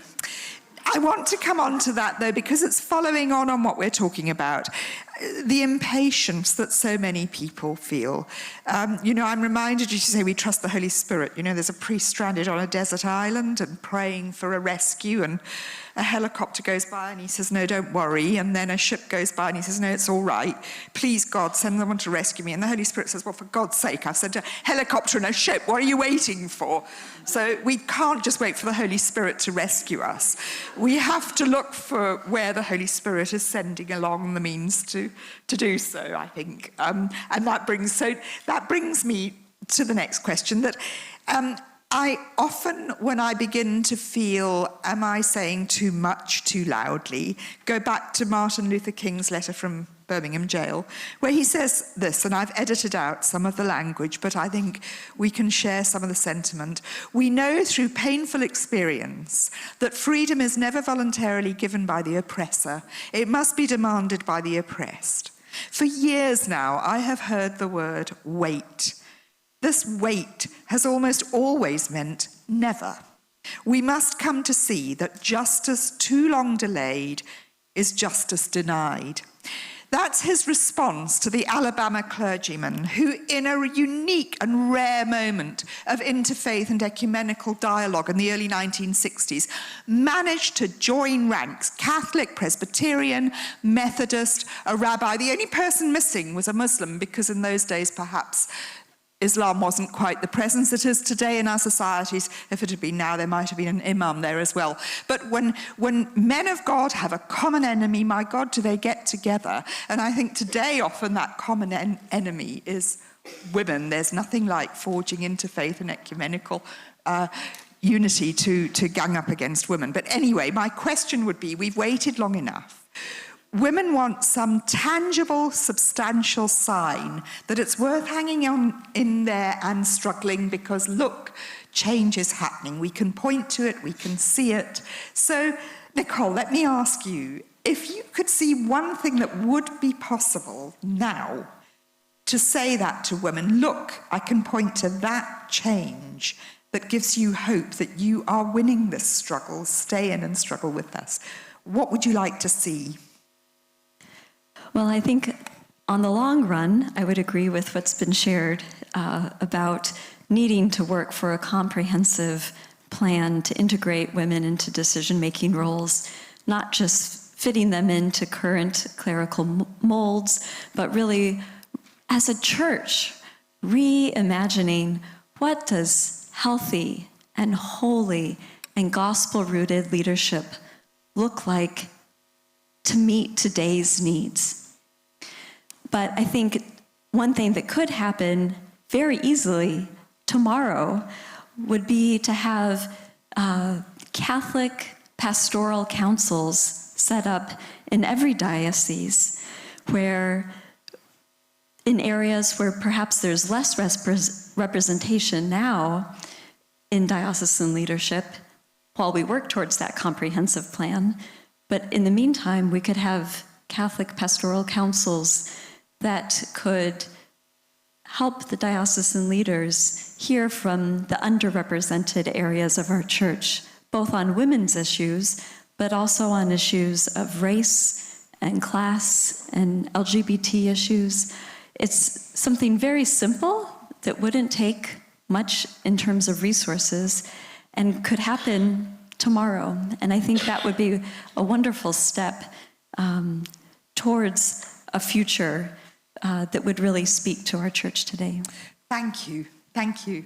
And we have some really good questions from audiences as well, but before I turn to those, I'm going to briefly ask Luke, what one thing would you change so that we can point to something in the church and say, the change is real and it's happening? I think speaking from my cultural context in the United States, something that's raised hopes and excited people is the Papal Commission on Women Deacons. After that commission was announced in May 2016, I started receiving invitations to Catholic parishes to speak about the commission. The permanent diaconate is very popular in the United States. The United States has, I think, more than half of the permanent deacons in the world, who are often married men. And I found out by visiting these parishes that people didn't know a whole lot about the theology and the history of the diaconate. They weren't familiar with the tradition of women deacons in the church in different places and times, at different responsibilities. But the announcement of the commission was something that people were really excited by, and they wanted to learn more. So visiting these parishes was a great opportunity to hear people's hopes and dreams for the church. And I don't know what the status of that commission is today. It started a year ago, and we don't receive reports on their meetings. But I know that the commission continues to meet.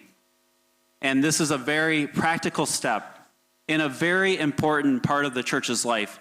Deacons have many responsibilities, but one of them is within liturgy, to assist at the altar, to give homilies on Sundays. This is the contact for the vast majority of Catholics, is the Mass, gathering with the community on Sunday. So to see a visible presence of women in the Mass, serving as permanent deacons with a voice to reflect on the gospel, to proclaim the gospel, to interpret the scriptures, to break open the word, I think is revolutionary and really affects the Catholic imagination in seeing women in a very visible liturgical leadership role. So I have hope around the Women Deacons Commission, even though I don't know where it's going or when a decision will be made. Thank you. So I'm going to just put these questions to you in general. I'd like to get through them, and I'm aware of time, so if you can keep your responses very focused and brief and speak to the question. The first question from Deborah. If you had one thing to ask Pope Francis on behalf of women, what would it be?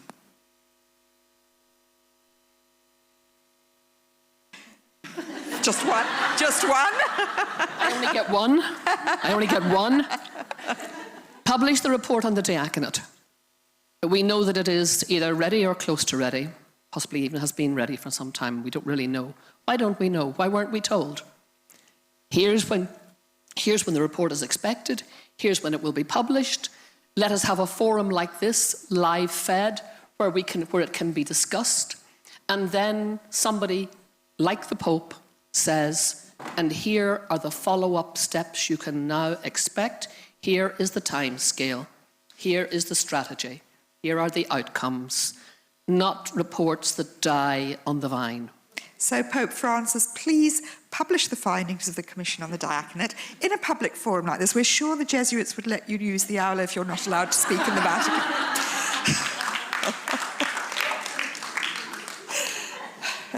Anyone else want to throw something in there quickly? We'll come back to Pope Francis in a minute. Thank you for that question, Deborah. Sister Leah, the question was asked if the church will survive, but the real question is, will women make sure that the Vatican II church survives? I'm aware most of our panelists are probably so young that they've never known anything but the Vatican II church, but you know what the question means, the church that was dreamed of in Vatican II, but yes, like Sleeping Beauty, is waiting in a tower for hopefully not another handsome prince of the church to wake her up, but princess next time. A princess. So how will women make sure that the Church of Vatican II survives?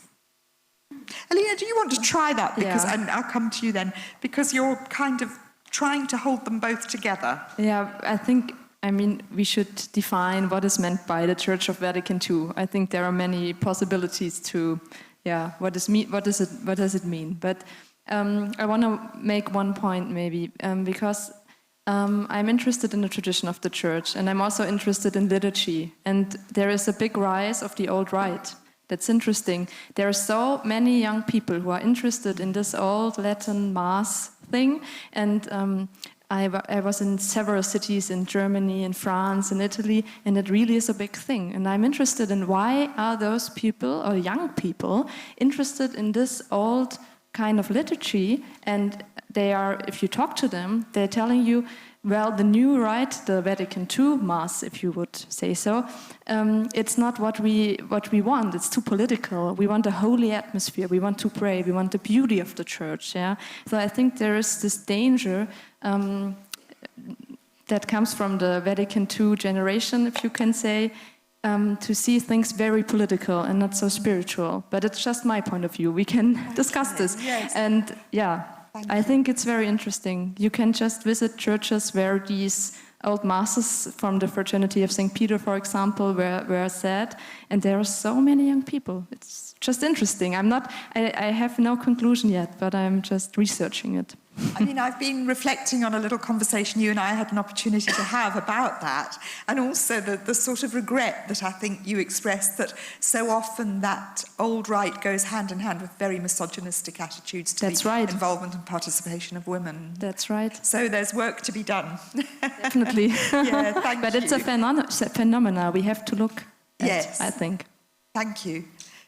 Nicole, you were going to speak. Yeah, I think for me, one of the most important parts of Vatican II was the universal call to holiness, the fact that not just the clergy, but all God's people are called to participate in the church. I think we've seen this, heard this again recently from Pope Francis, who's called us again to be, all of us, to be missionary disciples. But I think part of that discipleship and missionary focus also needs to be turned inward.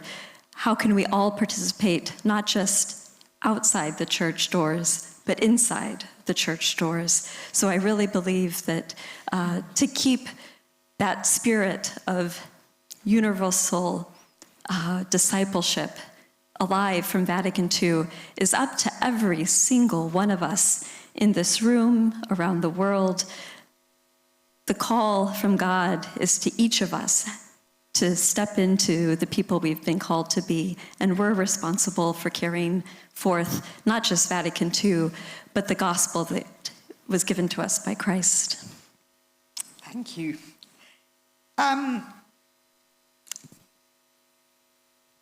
Voices of Women, please speak about spiritual abuse. This is from Felix.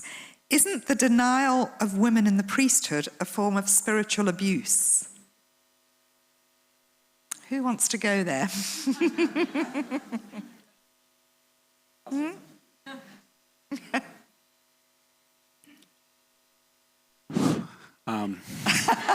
Sorry, you said that.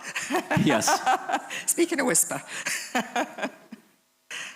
From the gift of the friendships I've had and the women that I've listened to who have experienced a call to ordained ministry as deacons, as priests, it would certainly seem so. Because for them, that sense of call which when I hear them describe their vocation story and I ask them about it, seems so familiar to my own story. You know, what attracts them to ordained ministry is what attracted me. A positive experience of the church, a priest that I admired when I was younger, priests in my life as a Catholic adult that I was drawn to, that I found inspiration in, that I saw making a difference in people's lives. This is the reality that draws these women to this ministry. And obviously, it puts them in a very complicated, confusing, painful situation to not have the opportunity to even explore that call. It's not an insistence on a right to ordination, which is not a right. It's a call that comes from the community and is confirmed by the community. I haven't thought of the language of spiritual abuse, but what I've seen is that it's really painful. It's both a joy, it's a joy of discovering how God wants you to be in the world. And I've been able to see some of these women preach and exercise ministry at the women's prison, some liturgical leadership, liturgies of the word, and you see the joy and the gifts that they have for it. But it's also so painful because not only is this basically unrealistic for them at this point to even try to imagine how this vocation could be fulfilled, but they don't feel free to even talk about it in a classroom, at a school of theology, or in other places. So it's a painful reality from what I've been gifted to hear. And I think a really important point of emphasis is that in the end, it's about the individual person and their dignity and their sense of vocation, but it's the right of the community to ministers as well. As so many parishes close and merge, and people value priesthood and want priests who are inspiring leaders in their communities, who are agents of healing. It's the right of the community to these ministers. So that becomes a painful, complicated reality for these women. Thank you. And it goes back really to being able to tell our stories, doesn't it? I'm just editing a collection of writings by Catholic women, and I must say the section where they tell their stories of vocation to priesthood leave me in tears as I read them again and again and again, because there is that reality of vocation and frustration and denial of very great gifts. And in some of the stories I read, I think what wonderful priests these would be. So, hang on and pray on. All right, now this one, can we have quick responses to this? Pope Francis tweeted today, when I first saw this, I thought, oh, Pope Francis has tweeted a question.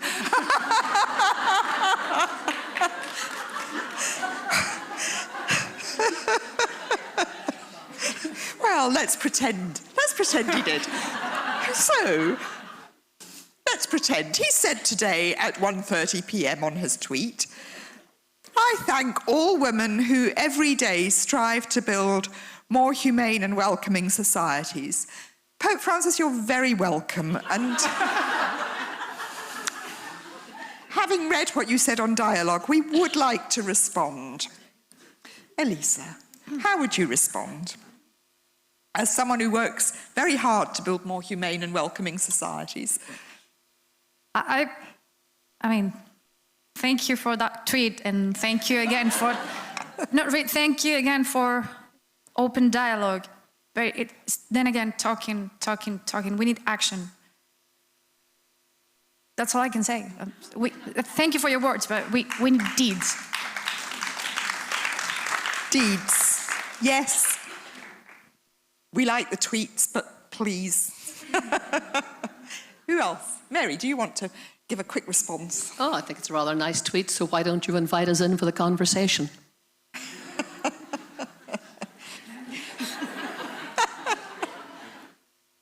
Anyone else? Well, we'll keep working for a more humane and welcoming society, and, we women know that you must put your own house in order before you start telling others how to run theirs, so we would have liked a humane welcome this week, wouldn't we? Would have been nice. Might have been Christ-like. But maybe that's asking too much. Yasmin asks, Voices of Faith women, how should parishioners continue where the words of Mary Mcaleese left off? I left off? I left off? She's not finished yet. So, parishioners, when we all go back, energised, we've had a vision, we've been inspired, we've spoken into the safe space, we've said what needs to happen next, we need to hear the results of the Commission on Deacons, we need to ask why women couldn't be cardinals, we need to ask why, now that the Commission's work is finished, women can't become permanent deacons, and we need to continue the conversation. How will we do it when we go back to our parishes? Any suggestions? Maybe that's a good question for everyone here just to think about, because actually it's the answers we take back with us and what we do tomorrow and the week after and the year after that will be the answer to that question. How much difference will today have made? So I want to finish now, and I want each of you just to answer in one short answer. One short answer. Why are you still a Catholic? Alina. Yeah, as I already stated, I'm very happy to be Catholic because I experienced the love and grace of God through that church and through its sacraments, and my faith in Jesus Christ and reading the gospel, enjoying the beauty of churches, enjoying the liturgy. It's giving me so much power in my everyday life, and I couldn't imagine a life without it. So that's why I'm still happy to be Catholic. Thank you. A happy Catholic.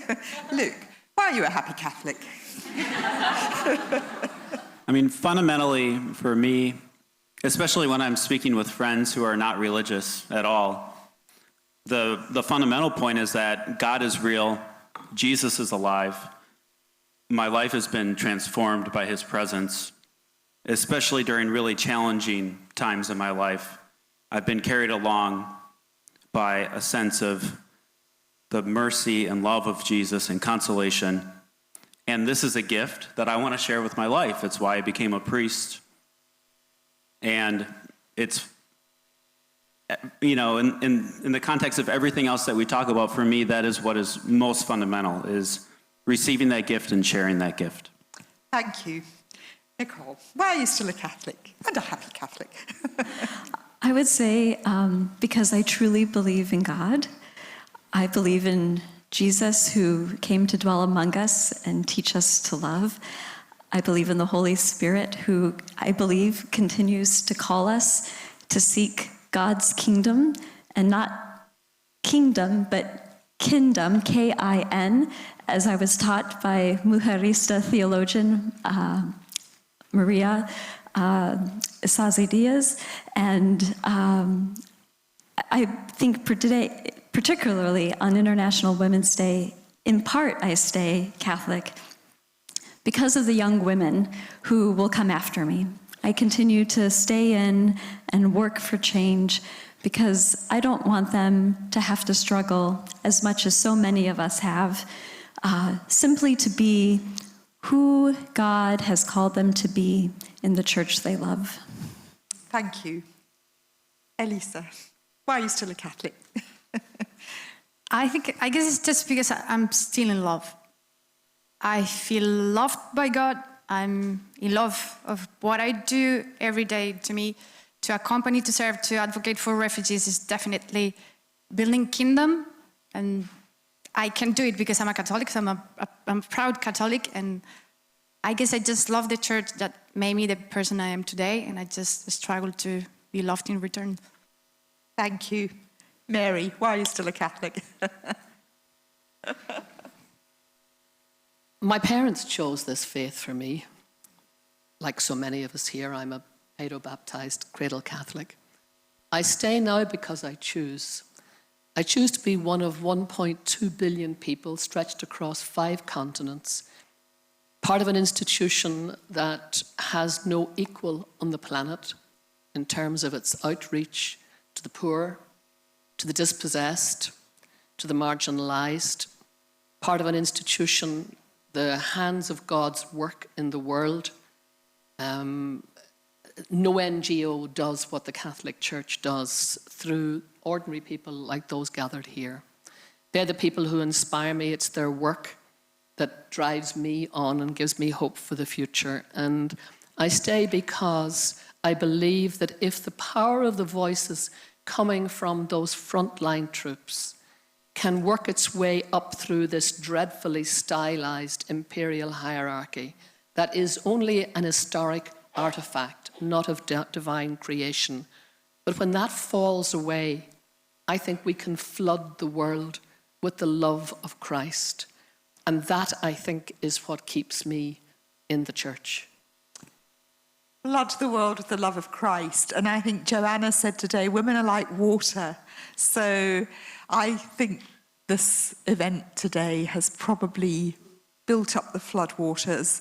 And I said to somebody who asked me this morning, do you have hope? And I said, you know, it is like the incoming tide. She said, do you think this event will make a difference?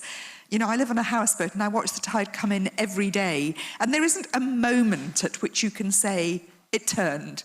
But suddenly you know it has turned. And every drop of water that was part of that turning counts. So today, I really do believe that we are the turning tide.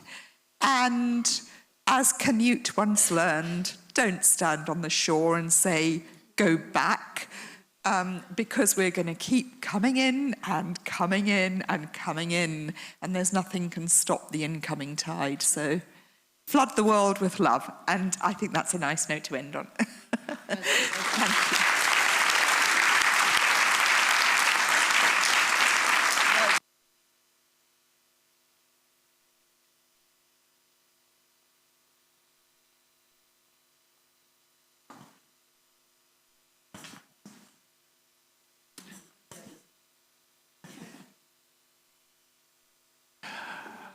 I'm graced to have, I think, close to the last word. I'm not sure if it's the last word, but close to the last word. My name is Tom Smolich. I'm the International Director of Jesuit Refugee Service.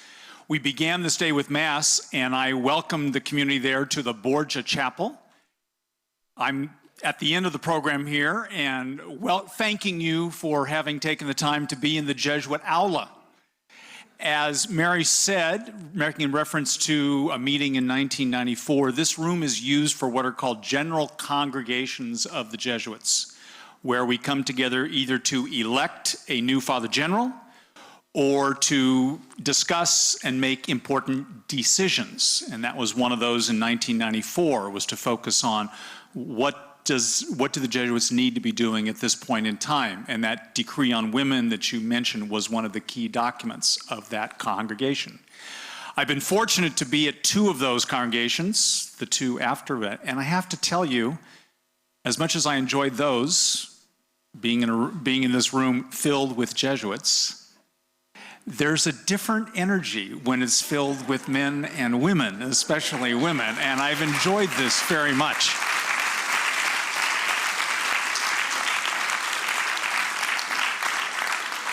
So let me first of all say a profound thank you, grazie mille, to everyone who has participated in all the ways, from being here to planning it, to translating, to getting the audio hookups working, to all of our speakers for having shared your stories, shared what is important to you, and especially to Chantal for making all of this work. Chantal and everybody else, thank you so much.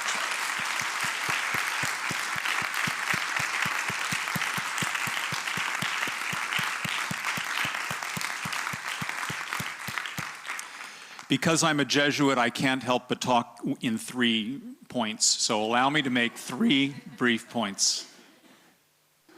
We've been graced today to hear women of the church, and Luke. Thank you, church women, for sharing your stories, for sharing your perspectives. I have been moved. I think all of us have been moved, applauded, saddened, grieved, excited by what we have heard. It's been a very powerful time, I think, for everybody here. Second, towards the end here, we talked a bit about Vatican II, and I think the idea of Vatican II moving us all forward. But Vatican II was also designed to be a renewal of the tradition. And I think it's the human condition to focus on what we know and forget about what else is out there, what has come from the past. There is a lot of richness in the history of the church, especially of women's roles in the church. Deacons, Catherine of Siena, an abbess walking in. More than that, it's our narrowness that gets us stuck in the images and the way we are doing business right now. And grace is always designed to open us up in ways that surprise us and challenge our set patterns that we think are the truth. They rarely, rarely are, and we've heard that today. And finally, let me add one water image to our water conversation. Those of you who have made the spiritual exercises of St. Ignatius know that when he's talking about the rules for the discernment of spirits, he talks about the power of grace, the good spirit or the good angel, as he would say. But the power of grace is like water coming into a sponge for the soul who is making progress. And the evil spirit is like water bouncing off of a stone, again, for the soul making progress. The exact opposite, unfortunately, also works. The evil spirit is soaked up from somebody who's going in the wrong direction, and in the wrong direction, the good spirit bounces off. I think we've had a couple of moments today to ask, where is the church? Is it that sponge wanting to hear the good spirit, which is here today, or is it a rock that's letting the water bounce off? Maybe it's a sponge. We've all seen some of those sponges that are sitting under our sinks that get really hard. They've been moistened and dried out and moistened and dried out. Let's face it, parts of the church have been dried out. And so it takes more than a little water to get the sponge soaking things up again. I firmly believe that this outpouring today is part of the current, the eddies, the tides, everything that we've been talking about, that is filling the sponge with water that will eventually pour out in the ways that grace does. The life, the water, the hope in Jesus Christ. So I'd want to finish paraphrasing Cardinal Joseph Tobin, the Archbishop of Newark. In an interview with America Magazine, he said something resembling this. I changed a couple of words. I hope that women will continue to speak the truth, and speak the truth to power when you need to. And let us never forget the joy that we have because of God's incredible love. Thank you all for being part of this today. It's been a terrific day.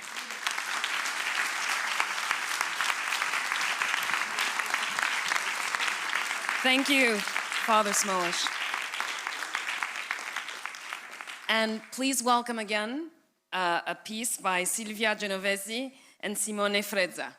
And as you listen to this beautiful piece of music, there will be a video that'll be played out of the Dzaleka refugee camp in Malawi. You'll see what life is like there, and you'll also be able to get a sense of the incredible work that is being done by JRS. Thank you.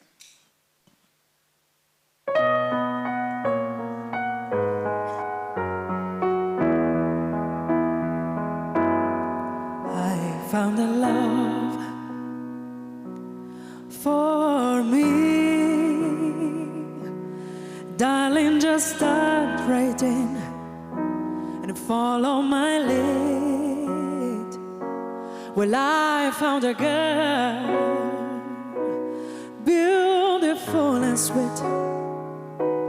I never knew where there's someone waiting for me. 'cause we were just kids when we fell in love, not knowing what it was. I will not give you up this time, but darling, kiss me slow. Your heart is all I own, and in your eyes you're holding mine. Baby, I'm dancing in the dark with you between my arms, barefoot on the grass, listening to our favorite song. When you said you look at mess, I whisper underneath my breath, you heard it, darling, you look perfect tonight.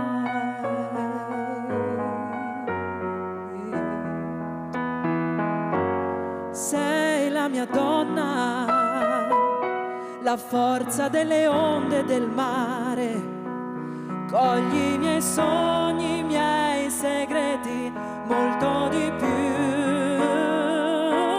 Spero che un giorno l'amore che ci ha accompagnato diventi casa, la mia famiglia, diventi noi. E siamo sempre bambini, ma nulla impossibile. Stavolta non ti lascerò. Mi baci piano ed io torno ad esistere, e nel tuo sguardo crescerò. Ballo con te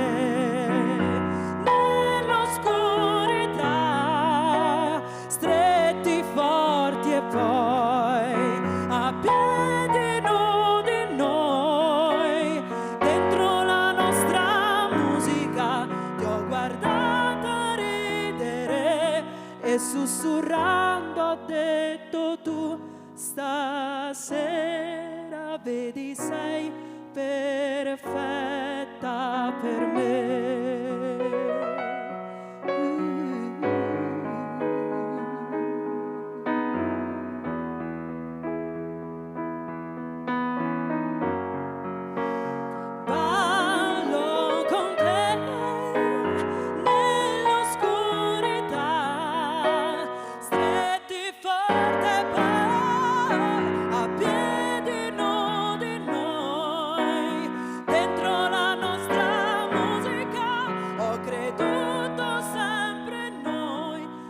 Sei un angelo ed io t'ho aspettato, quanto t'ho aspettato, perché tu stasera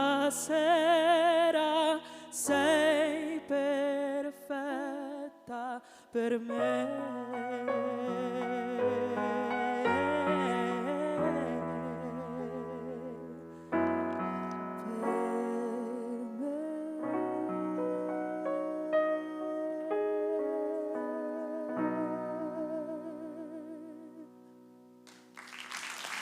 Beautiful. Thank you. Thank you very much.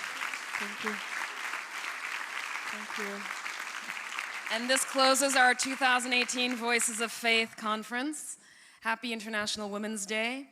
And maybe we'll see you next year. Let's pray. Thank you, everyone.